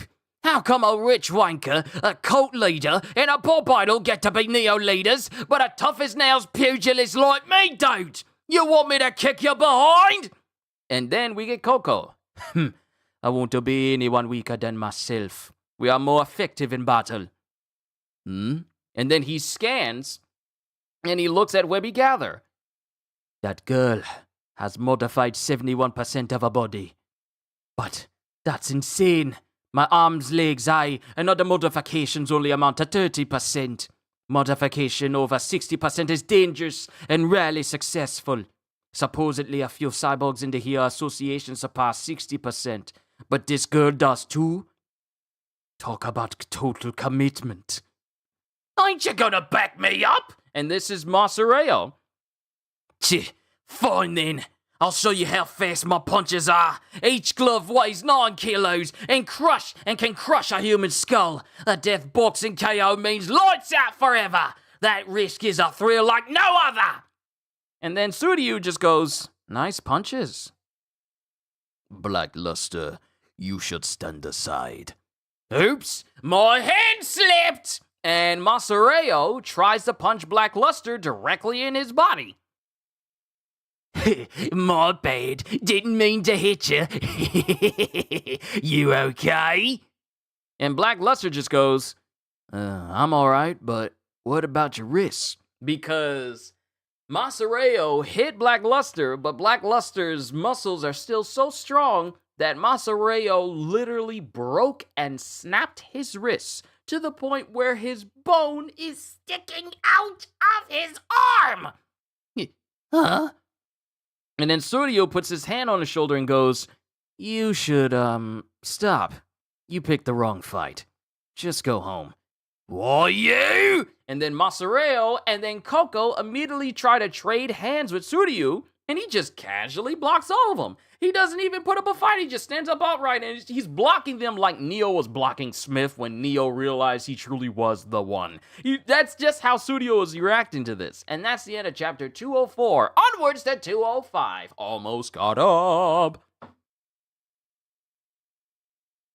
Oh boy, that's brutal. Yeah, you punch someone so hard that you literally break your own wrist on them, and they just respond like, yeah, I'm good, but you might want to look at yourself. When you hurt yourself trying to hit someone. But now, chapter 205, Punch 205, Aura. And Suryu just blocks everything that they're doing.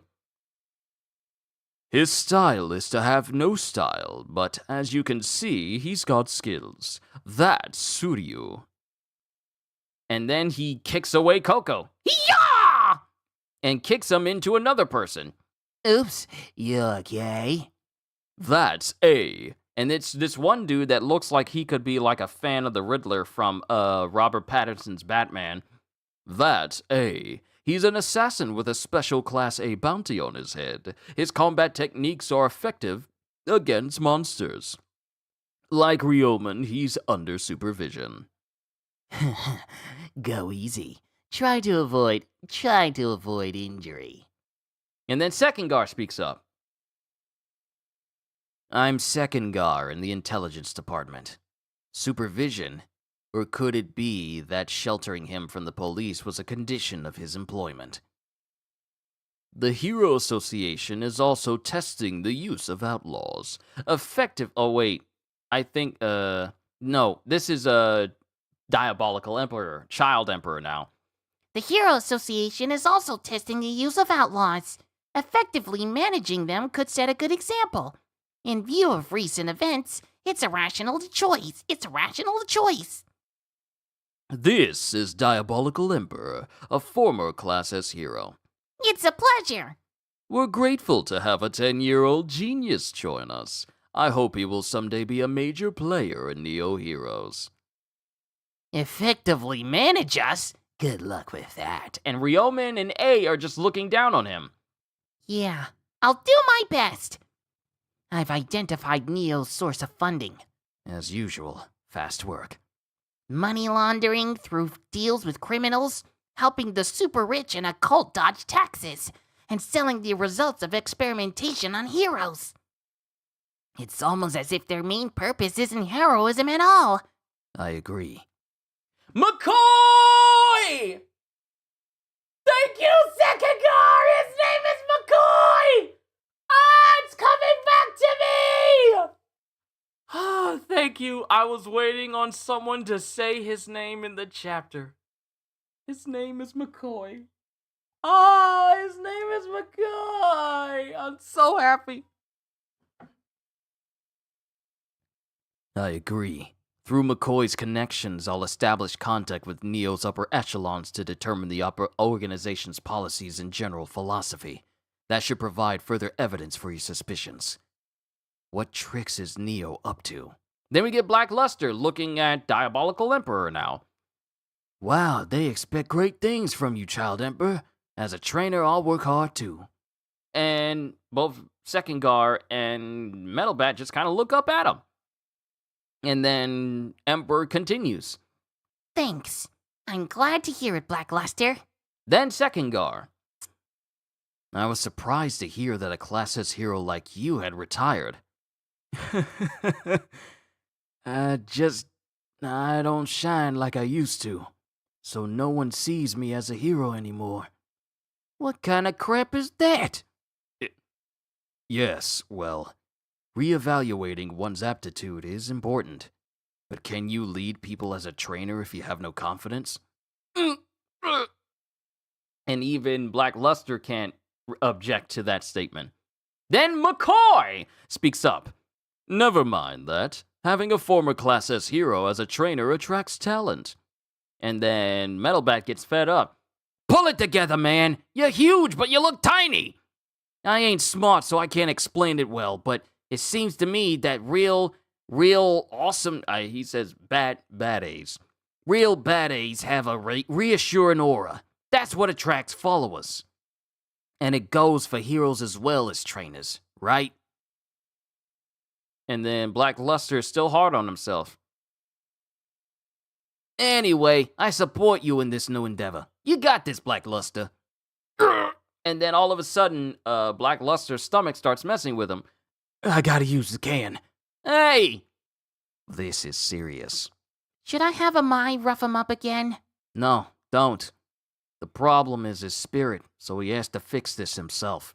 Dude, and I said this a year ago. I said this a year ago when we read through this chapter. Black Luster, after his fight with President Ugly, or Emperor Ugly, I think his name was, getting his super perfect muscles completely destroyed and ruined, essentially robbed him of all of his confidence. Even Captain Mizuki was trying to cheer him up, and he didn't want to hear it. That dude went into a depression so hard, he has yet to come out of it. And a lot of time has passed since the Monsters Association arc. A lot of time has passed, and this dude still does not have even a shred of confidence in himself to reach the heights of where he was at. All because his literal confidence lied within how pristine and perfect his muscles were. But getting scarred on his chest, which he now covers up, getting scarred on both of his hands, which he now covers up, has essentially put him in a state of depression so deep, there is no telling when he's going to come out of it. The problem is his spirit, so he has to fix this himself. And then we get back to Masureo. Stop dissing me! This guy's a pro hero? And he's just casually dodging everything that Masureo's doing. Tsuryu is. He isn't like him at all. And then we get two people who walk up. We're about to fully catch up. We're about to fully catch up to where we left off. And there are 3 extra new chapters on top of that. Not today's chapter, but 3 extra new chapters on top of these 2 individuals who walk in. So then I can say this is brand new now. So we're almost there. Is there a problem? Those 2 are agents in charge of security and rules enforcement at Neo Tower. They're former mercenaries. Introducee Edamine and Destro. And it's these 2 individuals in business suits. And that's the end of chapter 205. Onwards to chapter 206. And we have Edamine and Redestro on the front cover of Punch 206 Special. And they both walk in in the direction of Masureo. Let's not have any quarrels between Neo heroes. You aren't Neo leaders, so you must leave. Come with us. Get your hands off of me, you pig! I got a busted wrist! Come on, look alive, man! We came to bash heads and become leaders! Are you a coward, you cyber freak? But Coco isn't saying anything. Aye, what's wrong? And Coco is sweating bullets. Body modification rate. 94%. And he's referring to Destro. 94% body modification. And in the case of Edamine, 95% modification. 95! We just got told that anything past 60% is already dangerous. Webby Gather is 71%. But these two individuals, the leaders, the ones in charge of rule enforcement, are 94 and 95% enhanced. 94 and 95% bodily modified.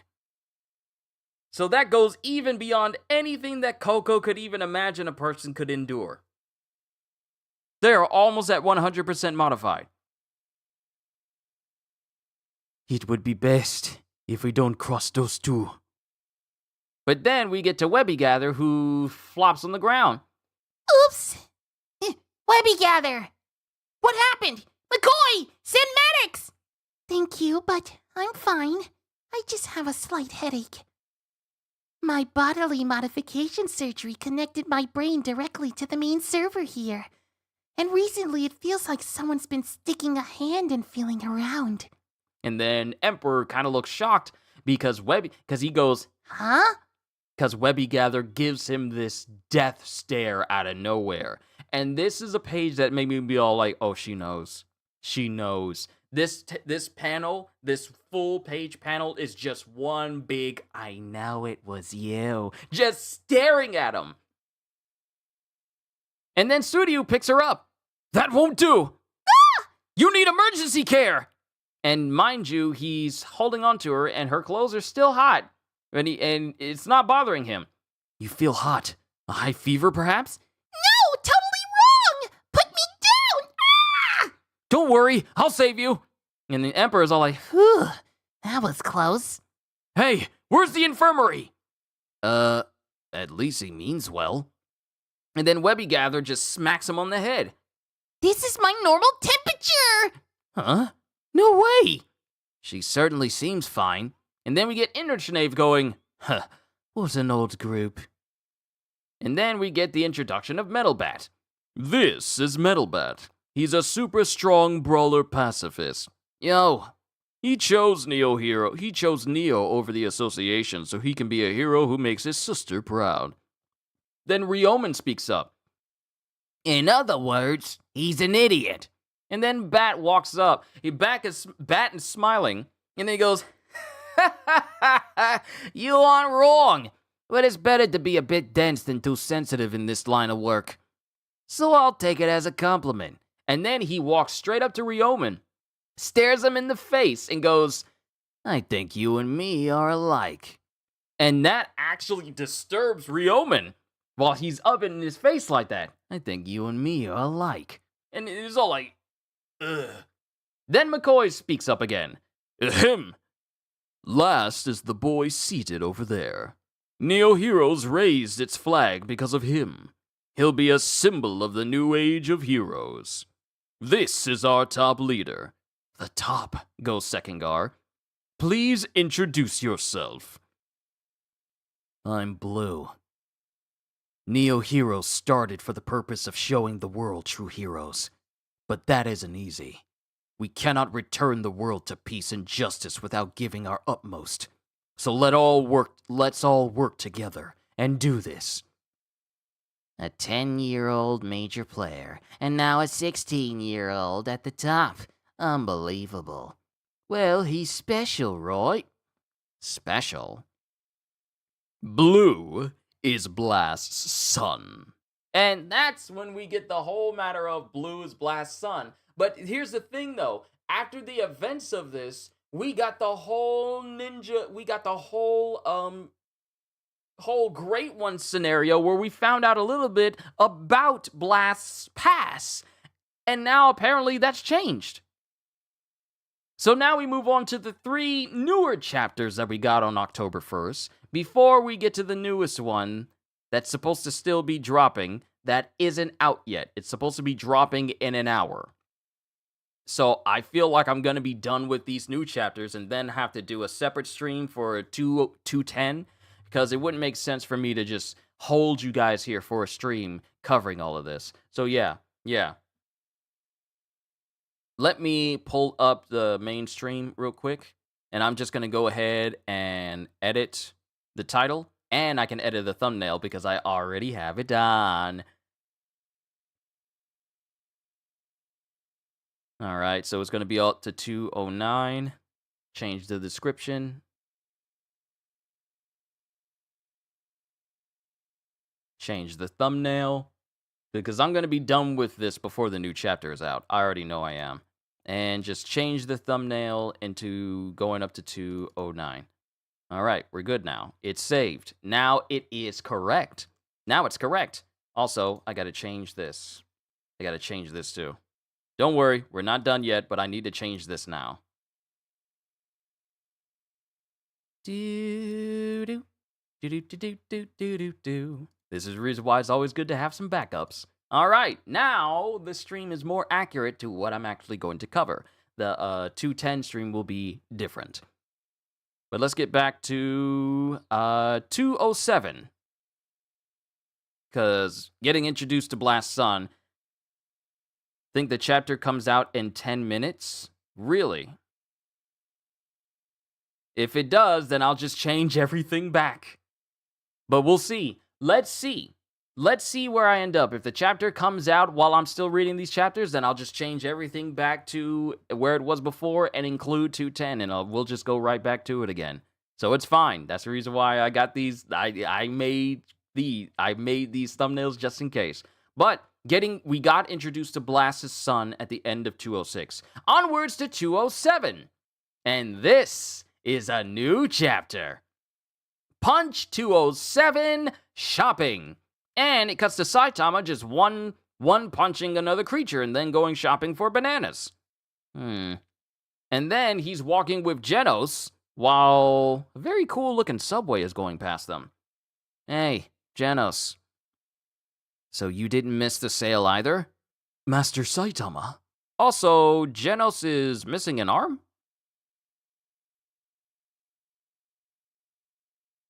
Yeah, Genos is missing an arm.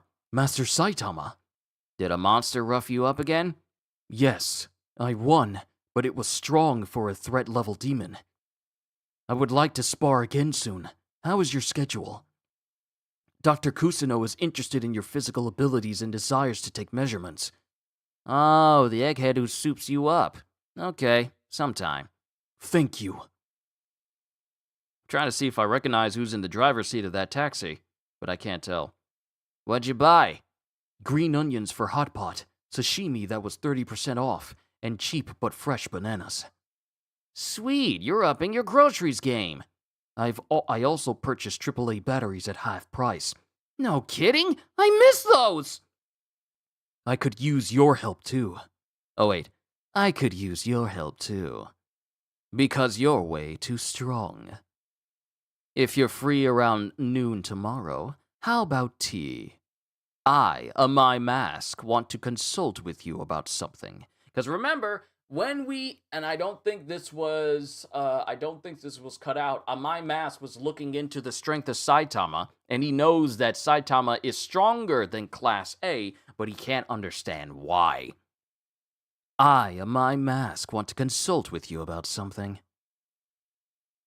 You'd love a whole chapter of Saitama shopping at the supermarket, finding and using those bargain deals. I honestly thought that's what this chapter was going to be, with him shopping in the beginning. Just get him sporadically fighting monsters, but him just focusing on his shopping. I honestly thought that's what the whole chapter was going to be for a moment. But no, we get Amai Mask, who has apparently changed his hair color. Now he has dark hair. I, my mask, want to consult with you about something. Refused. These are short chapters. This was literally 6 pages. What in the world? This was short! This was short! I, my mask, want to consult with you about something. Refused. And Genos says this, and that's to be continued. Okay, let's see if the 208 is the same. Punch 208 Training Camp. And we have Suryu with Saitama on a surfboard, while Genos is chasing after him with like a inner tube and some sunscreen, and we have Studio's sister in a bikini posing with lots of detail. Okay. Punch 08, training camp. I'm not complaining. Let me say that, I'm not complaining. Then we cut to a cafe. I really thought you were refusing me last night. Thank you for coming. I didn't realize you were talking to me. Anyway, I don't get many lunch invites, and I was bored. I come to this cafe often. It has a nice atmosphere, and it's never crowded. And then we have a maitre d'. May I take your order? May I take your order? Cola, please. I'll have the homemade lemonade, and he'll have a shiso ginger ale. He literally just said, he's not having a cola. He's having what I order from him. That's not a good way to get on Saitama's bad side. Good side, I'm just saying. Well, I hate to waste time, so I'll get right to it while we wait. Bald Cape, are you aware that we're living in a time of great change? Long ago, many nations fought over land and resources, resulting in numerous world wars. Plummeting populations caused the human species to focus on its survival. They developed a unified language and government. That was the first transformation. However, the world wars had resulted in poisoning of the natural environment, drastic climate change, rising sea levels, and increasing numbers of hazardous organisms. Humanity abandoned other lands, prioritized development of this supercontinent, and moved here in great masses. That was the second transformation. Now, under the administration of this lone nation, the human race has once again grown. You probably recall that from elementary school. For certain reasons, I engage in biological research, so I know that human beings are ecosystem engineers. That means they're a special kind of living being who can control the environment for their benefit. Impressive, no? Despite weak bodies compared to other animals, they have survived for a long time. Here's your homemade lemonade. Thank you. Yet influencing the environment won't solve everything, for we face a third transformation. Any idea what that is? Your shiso ginger ale. I'll tell you. The proliferation of a natural enemy possessed of intelligence. In a word, monsters. They were a rare phenomenon until a few years ago, but recently the evacuation warnings sound so often no one grows sick of it. Even worse, many come from our own ranks. How can we counteract the spread of monsters the way we might take medicine for a cold? Humankind must build up its resistance, and that takes the form of heroes. We must increase the number of competent heroes, and that requires an absolute hero who inspires, unites, and leads with charisma. The birth of true heroes will transform anew this chaotic world. Bald Cape. That's where you come in. I've decided to manage you as a superhero, to make you a star. I want you to put your trust in me. And, oh, okay. Okay, this is interesting. And then there's silence. Now is the time to act. As my mask gets up. We must begin with mutual understanding. As for what comes next, I have a car waiting for us. I've already made the reservations. I'd like to pick your brain over lunch, so tell me if you have food allergies. And while my mask is speaking, because you see him saying like, something hero injustice, consider the abolishment of Class S. My manager. Keep this secret for the time being. Researchers involved in hair growth. Won't take long, so sign here. More gear to strengthen Class B and lower. A relationship of trust. Awareness among association executives. And Saitama's all like, how could he just decide my drink like that? I'm so irritated I can't pay attention. The entire time that my mask has been going on this full-on speech, Saitama has been so irritated by the fact that he chose his drink for him. He chose his drink for him. And then we cut to another location, and it's at the reservation spot that Amai Mask had chosen for them. And there's a whole bunch. There's a lot of food. That's a lot of food. That's a lot of good-looking food. That's a lot of good-looking food. That is a lot of good-looking food. Hold on. And you say there's 3 new chapters? There's 3 new Okay, so I gotta make a new thumbnail now. All right, give me a sec. It's only gonna take a sec.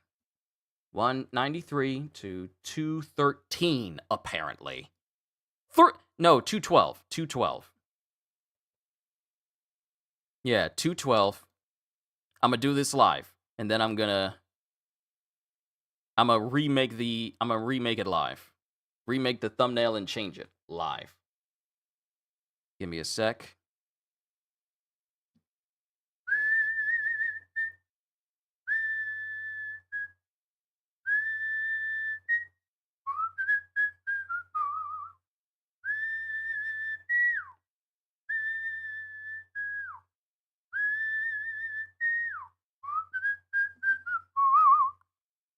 All right.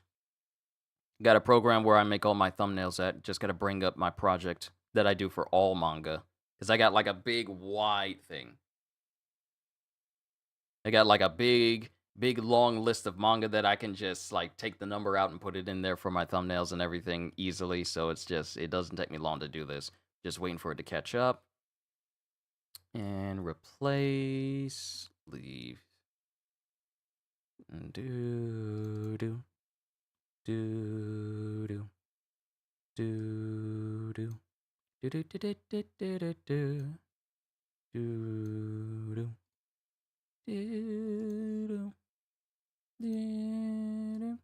do do. We're doing this live.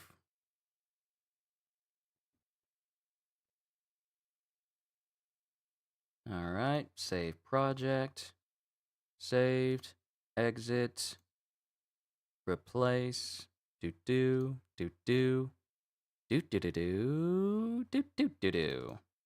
There we go. All right, brand new thumbnail. There we go. Now I gotta redo the title, going from 209 redo plus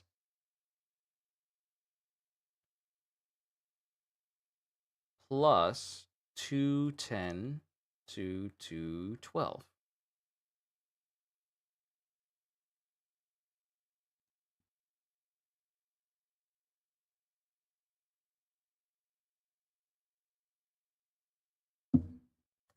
And then 209.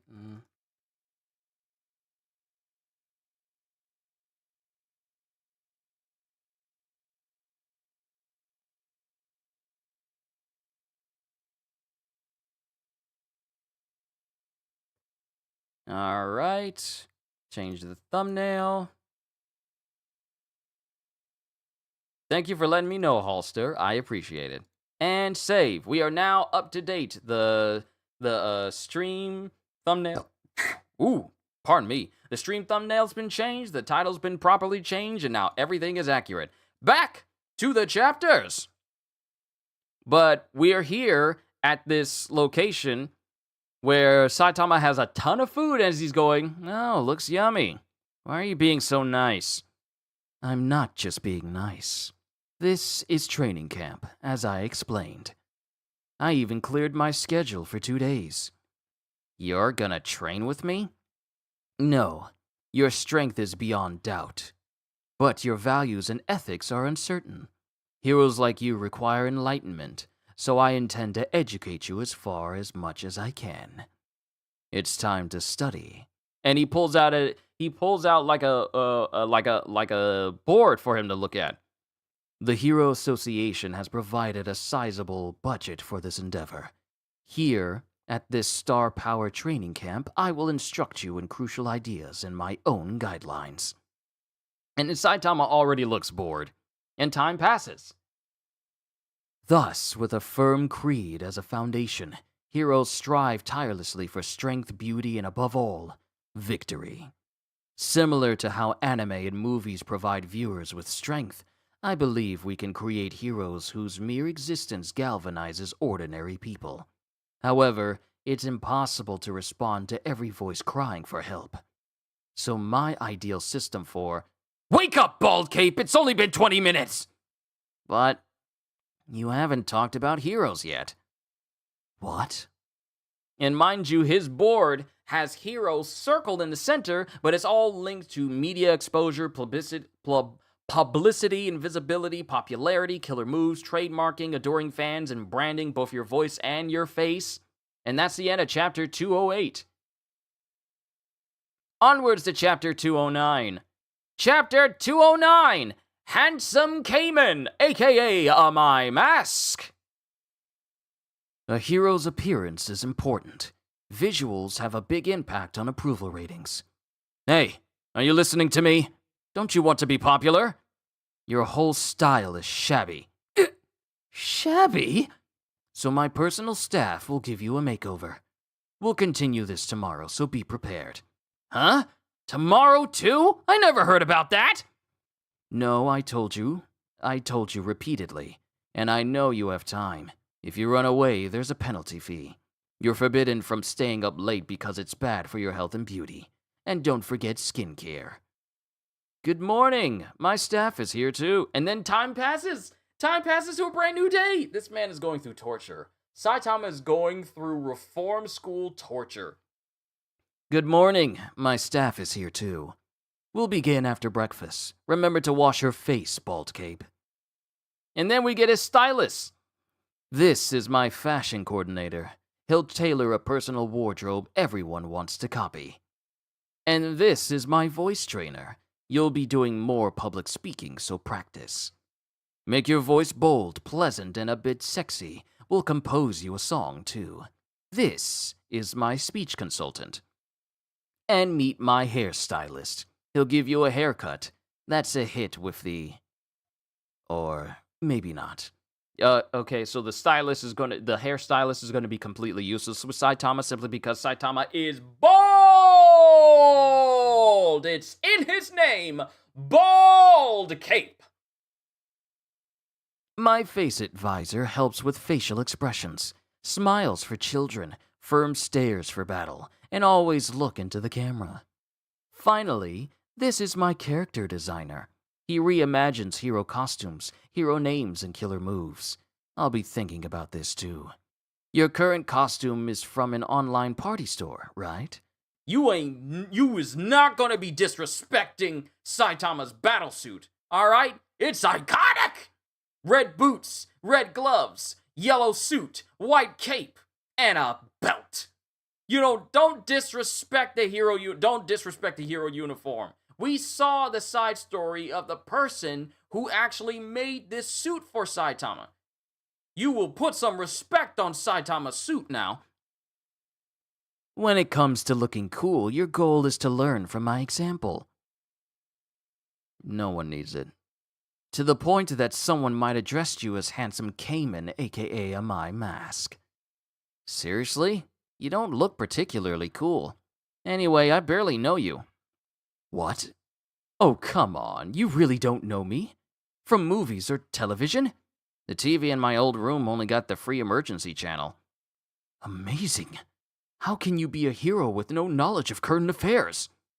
Has it been hard for you? Nah, it's for fun. Like a hobby. A hobby? Actually, that may be the right approach. Huh? Sorry, there's been a change of plans. Mind waiting while I talk to him alone? I'm in a position to express opinions to the higher-ups, and I'm considering scrapping Class S heroes. They're only concerned about themselves, but we need heroes who satisfy the hopes and demands of the people. And this is My Mask just taking Saitama outside and walking him up this path, which looks like it's going past a shrine. Even Blast is imperfect. due to his mysterious background. Hope must take visible form to inspire people. Justice must be as a sun illuminating the world, and the ideal hero must provide hope as a tangible being. Then why don't you do it? You're popular, right? No, I'm not good enough. Huh? What'd you say?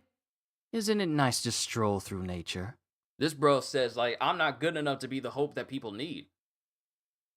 This dude who prides himself on being the absolute best Class A hero, and even telling others that Class S doesn't even matter, saying he wants to dismantle Class S, which is among the most powerful heroes out there. And he says that even he while he wants to get rid of S-Class, he doesn't want to be the hope that people look towards because he says he's not even good enough. That's an interesting dynamic to his character. Interesting. No, I'm not good enough. Huh? What'd you say? Isn't it nice to stroll through nature? Relaxation is necessary for coping with stress. Anyway, your eyes look dead and your face is apathetic. Can't you perk it up a bit? That again? Enough already! Aha! I know a place nearby that's sure to lift your spirits. And they go to an amusement park. Well, well, having fun? Let's see that facial expression. And Saitama is giving the most type face. You know, the type of face that Odin and Whitebeard and Luffy and Zoro were given when they were bothered with, they had like this bothered face. He's giving that same face. It's all like, I can't believe I'm being put through this. Bald Cape, why did you become a hero? Like I said, for fun, and my name is Saitama. Oh, my apologies, Saitama. My real name is Butte. His name? My mask's name is Butte? That's just a couple letters short from being beautiful. That fits him perfectly. My real name is Butte. Why are you a hero? Well... Hey, Rita Rana, I am new here. What are you doing? I am reacting to the newest chapters of One Punch Man, the chapters of One Punch Man which are currently up. Of course, just to further explain exactly what I'm doing, I don't show the images because of copyright reasons, and it can bring, you know, copyright claims and strikes upon my channel by showing these images. So I just tell you guys where I read them from so you guys can read along with me. Haven't made it to the new chapters that just dropped a couple of minutes ago, but I'll get to them as soon as I catch up. Because the reason why I'm doing this is that on the 1st of October, all of these chapters I read over a year ago before we went on a massive year-long break, they have all been completely redone and redrawn. Only a handful of chapters are still the same, they just have different places now. So in order to keep the continuity, I have to redo and reread through these chapters so that everything is kept up to date now. So we're just going through all of these chapters that came out recently. All of them dropped like 17 chapters dropped in one day. I think it was 15. So yeah, that's what I'm doing. I hope you enjoy yourself. So if you want to see what I'm saying, just look up One Punch Man chapter 209, and I'm just, you know, reading and reacting to these chapters. Hope you enjoy yourself while you're here. Oh, my apologies, Saitama. My real name is Butte. Why are you a hero? Well, that's a long story. Ah! Then never mind! One revolution of this Ferris wheel takes 30 minutes, so there's plenty of time. I wish I'd never gotten on! I had an inferiority complex about my looks and believed I was ugly. I tried to compensate for my appearance by doing good deeds. Your looks? Allow me to continue. When the Hero Association began 3 years ago, I immediately took the test. Back then, almost anyone could pass, but turnover was high. We began at Class C. In 2 months, only 1 in 10 of us were left. At first, I didn't want to reveal my face, so I wore a mask, even though my fans wanted to see what I looked like. No one knew my real face or name. I even stole and burnt the data from my application. When I rose to Class B, my hero name was powerful and mysterious, Secret Cayman. Each time I attracted attention, I feared my true appearance would get out. I was a nervous wreck, even as I physically grew unnaturally strong. At the time, I didn't understand why. Then one day, during a fight, I committed a blunder and broke my mask, exposing my face that I didn't want anyone to see. How do you suppose the world reacted? And it shows his face underneath his mask, and it's him before he changed his hair color. How do you suppose the world reacted? Not with jeers, but with cheers. My reflection in a puddle looked like someone else. Then I knew exactly what had happened to me. My body had grown abnormally strong many times over, and my appearance had transformed for the better. I had detested my own ugliness so much that I had become a monster. And that is the end of chapter 209. Onwards to the new chapters that just came out, 210 to 212. Onwards to chapter 210. Punch 210 because we're human. And we have a terrible tornado chilling at this resort along with Saitama, Genos, King, and numerous other people. It seems that the person who draws these women apparently has a type. Chapters 210 because we're human. And Amai Mask continues. I had detested my own ugliness so much that I had become a monster. The change conflicted me, but then I adopted a positive attitude and carried on as a hero. Due to my fake handsome face, my popularity shot to number 1, and requests for media appearances flooded in. No matter how good my deeds, that had never happened before. And it shows Amai Mask in the past, but his face was covered back then. Beauty clouds people's perception. Before long, I was like that too. And I still am.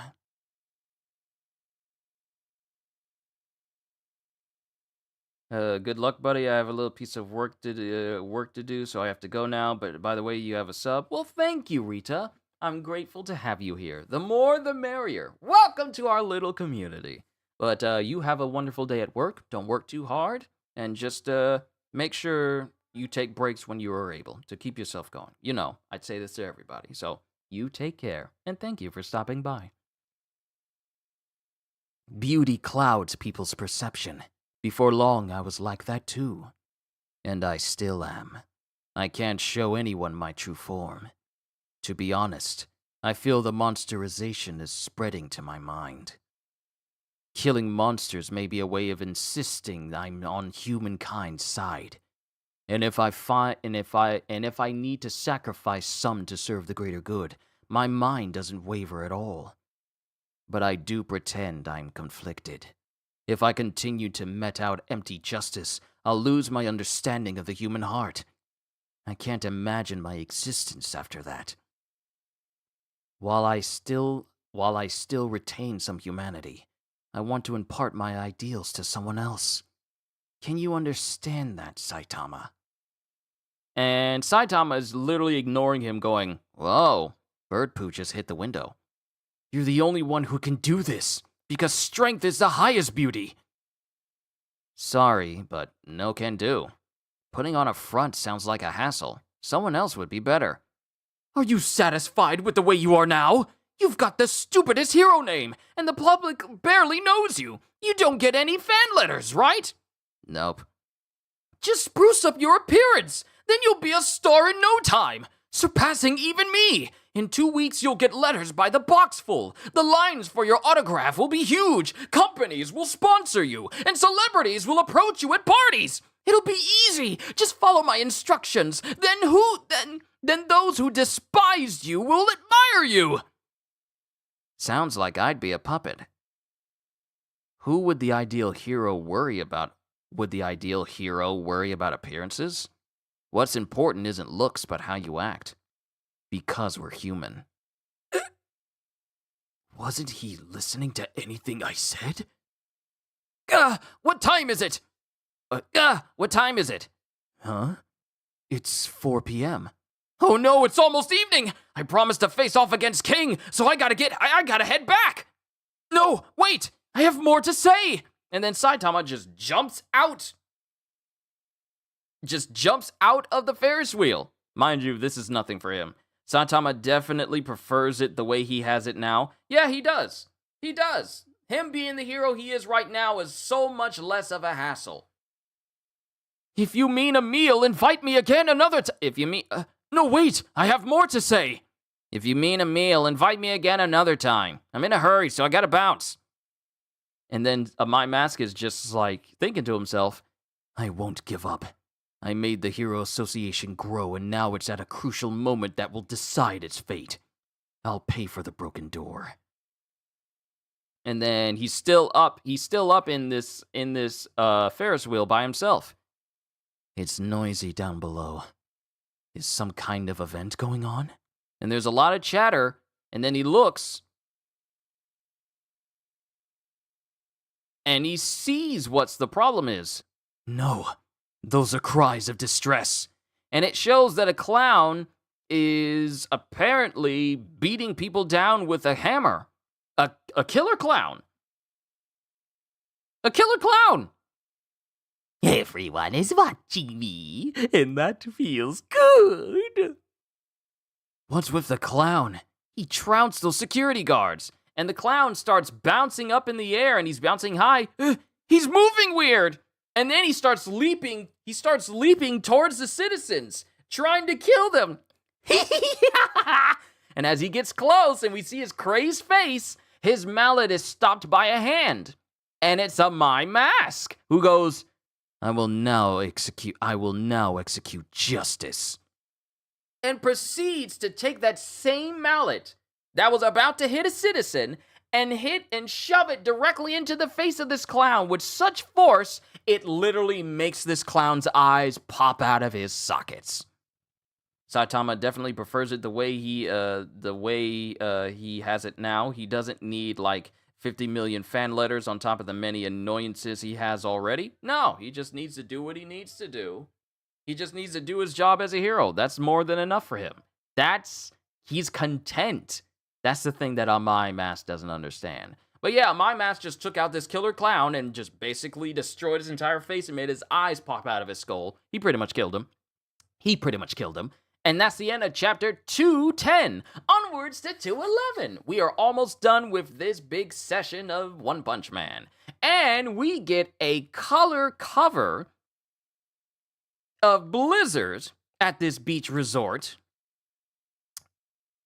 Art by Yusuke Murata. Murata definitely has a type. This is the first time we've had like a color cover in a long time, and it's just Blizzard in a bikini. He has a type! We can see it in the way that he draws. But she's just posing while Saitama's just looking in her direction and he's unbothered.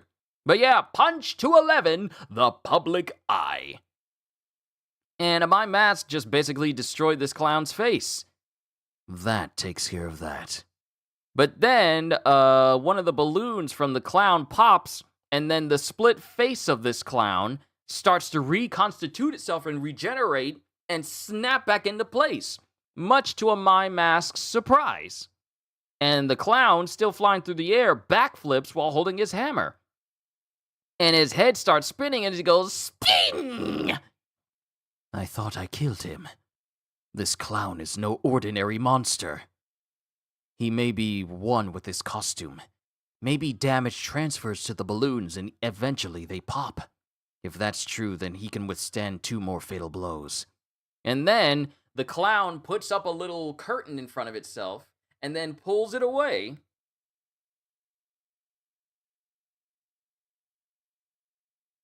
I think Murata definitely loves drawing them in bikinis too. It had to be clowns. It had to be! I'm so tempted to give him like a Pennywise voice. We all float down here. Yes, we do. I'm so tempted to do that, but it's just too on the nose. But he puts up a curtain. The clown puts up a curtain, lets it go, and he's suddenly on a unicycle. A unicycle where the wheel is a jagged saw blade. And he starts riding on this thing. That's a nasty auxiliary power to face. Attention, everyone! Today's special performance is Human Dismemberment! As he tries to slice into a My Mask. And Amai Mask just easily sidesteps him. And Amai punches him in his midsection, sending him flying. And then the clown proceeds to fly, but he gets embedded onto a pole going, "Woohoo!" Oh, wait, no, Amai Mask goes, "Good thing I can stop you before you get stronger." And mind you, he hit him with so much force that Amai Mask actually cratered the ground that he was planted on. That's how much strength he put into it. Then he sends the clown flying, who gets embedded on a pole, on a roller coaster pole, with his, unicycle. I want to call it the unicycle. On his unicycle, and he goes, "Woohoo!" That Joker withstood my thrust? He looks like a newly created monster, but he must grow fast. Someone's fighting that clown! And not doing bad. Is he a martial artist? Thank goodness. Who is that? And this is the... Oh, snap! It's the same dudes from the Monsters Association that was sent there to rescue that Narinki kid. Oh my! Is he a normal guy? Former Narinki private force. The very same dudes that were sent there to get the bigwig Narinki's kids who was kidnapped by the Monsters Association. Because that one kid was there with the one kid that was close to Garo. They're now no longer part of the military force for the Narinki, and they're security guards in an amusement park. All of them! Remember when we had the chapters when he tried to kill them all? Or I think he killed them all, and then that got changed? And now it's here. Is he a normal guy? Will he be all right? Ah, so much attention! I stand out so much right now. The more everyone looks at me. Threat level Tiger, unpleasant period. Piero. Yeah, because you don't say the T on Pierrot, but it's unpleasant Piero. Piero. The more everyone looks at me, the more I'm full to bursting. I knew it. It's my destiny to stand out. And the dude is crazy.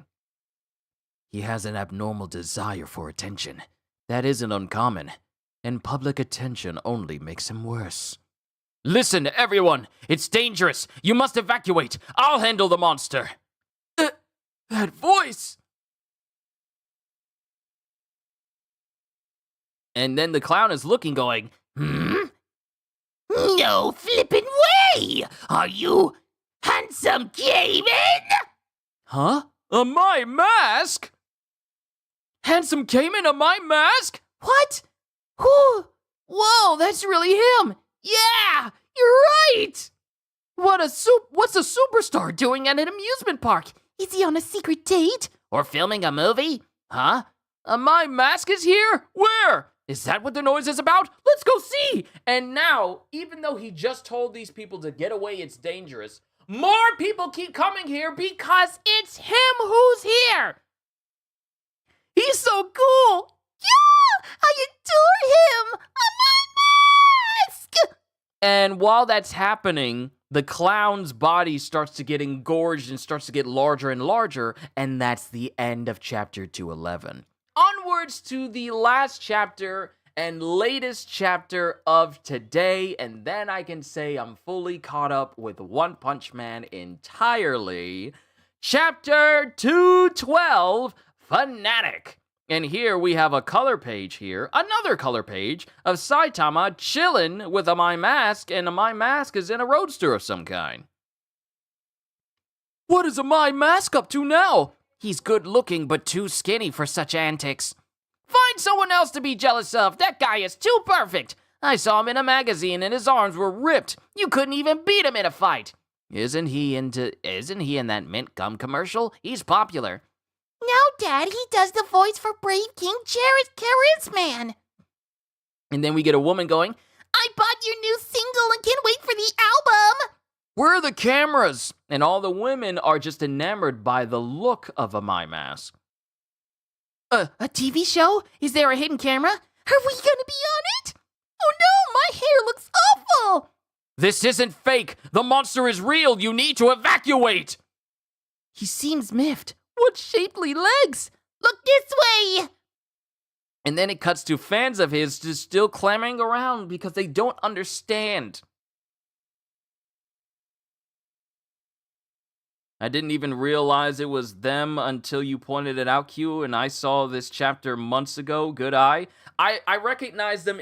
I recognize them. That and the fact that it says former Norinki police force. So I remembered how far back it's been since we actually seen them. So yeah, yeah. I recognize them. It's been a while since the Monsters Association, but I recognize them due to that whole matter when they were going up against Super S. So yeah. But we get everyone getting cameras on him. My fan club membership number is in the double digits, so I can't stand it when casual fans get excited. It's more respectful to gaze in appreciative silence. Otherwise, you can't hear his voice. We should consider ourselves blessed to witness his heroic feats. Is a pop idol really gonna fight? It isn't true he uses a stuntman as a hero? Yeah, I seen him kill with a single chop. He's super strong. Can they continue to show if he scars his face? It'll be simpler to defeat the monster than to evacuate. And then the clown gets what is it? Unpleasant Piero. Unpleasant Piero is getting all more and more engorged. Like, whoa, I'm impressed. Screams are changing to cries of delight. Do you always attract this much attention? And his body gets even larger as he brings his mallet down on my mask. Apparently, the mallet can enlarge itself too. And while he dodges out of the way, his sunglasses get knocked away. And because it's an article of clothing from him, the crowd tries to grab it. His sunglasses, I want them. They're mine. No, stay back. And then Unpleasant Piero comes in and swings at my mask while he's trying to tell these very dumb citizens that it's unsafe. And in the process, he grabs both of these women and also kicks Piero in the face at the same time, saving them. And then he shoves them away and goes back to face Piero, who is, reeling from being kicked in the face, and proceeds to backhand him forcefully in the face in the same motion. And then proceeds to take up 2 whole pages and punches Unpleasant Piero directly in his body. And then continues with another double spread panel and kicks him in the face, sending Piero flying a little. Whoa! That was epic! Did you see that? But then another balloon pops. And then Piero comes right back for more. So my mask continues. And then the crowd is just taking pictures and just giving their own commentary. What's with the crowd? I hear my mask is here. Is he meeting fans? And my mask continues to beat up on this clown. No, he's kicking butt as a hero. And then another balloon pops. And if I remember correctly, this clown only had 3 balloons. And that's the last one. Let's post vids online. Hurry up. And then it continues. And all of this attention continues to broadcast around online. Yo, what's up? Yeah, the guy's a creep. The clown keeps bulking up. Handsome came in a my mask. And it's people just broadcasting everything. It's going live on social media across all sorts of different platforms. Chat rooms are filling up about it. And then the clown, it cuts to a view of the fists of both the clown and the fist of a mime mask and the clown hitting each other. And the clown catches his hand and then gets a mime mask by the whole arm, because now the clown is so huge that he's big enough to take up all of a mime mask's arm in his one hand. All this attention, it's filling me with so much strength that I'm practically scared of myself. Thank you, handsome Cayman. And apparently, while he's grabbing his arm, he also snaps his arm. Because now the clown is literally twice the size he used to be, his muscles are twice as big as they used to be, and he looks as if what would happen if Pennywise decided to take venom. If there was ever an absolute Joker and Bane hybrid, it would be this unpleasant clown. And that is to be continued. That's the end of the chapter. And we are fully caught up with the newest chapters of One Punch Man. Wait, so the more attention the clown gets, the stronger he gets? That's a scary power. Yeah, and now everyone in the crowd is taking videos and putting it across social media, and it's getting this clown even more attention, causing him to become far more powerful. But ladies and gentlemen, we are completely caught up with One Punch Man. I want to say thank you, everybody, for tuning in. What we have here is we got a very intense moment with a My Mask right now. Saitama dealing with I said I was going to be facing off against King, but we all know it's a whole video game situation. My lips are very chapped. Please forgive me. But we have a whole situation where Saitama is more concerned about, just chilling and living his life. Everyone's trying to tell him, I'll help you do this, I'll help you do that. And now we have a My Mask explaining that he used to be an ugly dude, but apparently the frustration and stress he suffered under worrying about his own appearance caused him to monsterize into literally one of the most handsome individuals that exists in this series. And now he's more concerned about making Saitama the figurehead that can bring hope to the people, and Saitama's all like, yeah, I don't want to do all that. He's not even interested in all the lessons that a My Mask is trying to teach him. And now we have an individual, a monster that gets stronger when more attention is put on it, and now all of these people are posting pictures of this killer monster clown, and it's getting even stronger to the point where it's now snapped the arm of a My Mask now. So now the question is, how long is it going to be before Saitama shows up again? Because he couldn't have gotten far that quickly.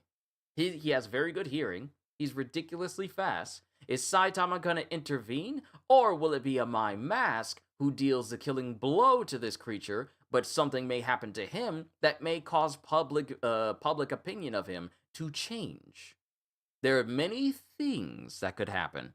It took one hit to pop a balloon the first time, and this time it took multiple hits to pop these other balloons, and this is a My Mask. He's no slouch. He hits really hard, and he isn't afraid to do killing blows. Literally, the first blow he did was to literally break the face of this clown, and it happened. He could have killed it had it not been for this clown's special power that allowed it to regenerate from these killer blows. So all of these blows that a My Mask is doing towards it are essentially killing blows. They're supposed to be. The first one was, but he revived. He's literally operating like Doomsday a little bit from DC Comics. Whatever kills him makes him stronger. And it can't kill him again. And all this attention that this clown is getting is making him bigger and stronger. To the point where a My Mask's punches no longer phase it, and the clown can now catch his punch without any adverse reactions to his body. And instead of the clown breaking, now it's a My breaking because his arm's just been snapped. This should be a very interesting monster to defeat, I will say. But we'll have to see if we get a new chapter next Wednesday, because when it comes to One Punch Man, it used to be like, if I look at the list for One Punch Man, if I look at the list previously, we got like maybe 1 or 2 chapters a month. Sometimes it was even like once a month. Sometimes it was 3 times, but it gets few and far in between. Because it was back during January 18th of 2023 when we got 1 chapter. February we got 2. March we got 3. May, we didn't even get any in April. We got one in May. We got 2 in May, 2 in June, 2 in July. We got 2 in August, 2 in September, 2 in October. And then we went on that massive hiatus for literally 2 years. Well, almost 2 years. And then we got these newer chapters that I just went through today. I'm going to need me something to eat and something to drink after this. This was a long read. But I'm grateful that we fully caught up to One Punch Man and the newest chapters that dropped today. Ladies and gentlemen, normally I don't do streams on Wednesdays because this is technically my rest day before I get back to work through Thursday, Friday, and Saturday, and pretty much everything I do normally. But this was an exception simply because One Punch Man is officially back. You know, it'd be crazy if I go over to the Dragon Ball Super side and there's suddenly a new chapter, but I doubt that there is one. And my doubt was founded because there isn't a new one. Who knows if we'll ever get a new chapter for Dragon Ball Super. But we are fully caught up with One Punch Man now, so I am content with that. Thank you for this very special stream today on a Wednesday of me going through One Punch Man, going through these newer revamped chapters, pretty much overriding the canon of the craziness that we witnessed the last time, and now dealing with a My Mask fighting. And like you said, Holster, you have a feeling a My Mask is going to get a serious hit to the face, a face that everyone has praised, because if you can notice here, you can kind of see a little bit of a pattern on what could possibly happen. All these people who are enamored by a My Mask's face and his appearance, how dreamy he is, how beautiful he is, how handsome he is, I feel that this is going to be a situation where people are possibly going to see his real face, his true form, and then we'll just have to see what a My Mask is going to deal with that whole situation. Given the fact that we just got his backstory, so who knows, we could wind up seeing his actual true face, despite everything he's done to hide it. But we'll have to see when we get a brand new chapter. Ogata, Holster, Rita, everyone who showed up here today, even Ravi, and even the people who are just watching me and haven't said anything at all. Don't worry, you don't have to say a word. I just hope that you all enjoyed. Hope you all enjoyed. Can't wait to see you all in my next video. Like, comment, and subscribe if you haven't already. And even check out my Patreon because I am always looking forward to entertaining you. And because I know you're coming back anyway. Have a fantastic day, and once again, as always, later, peoples!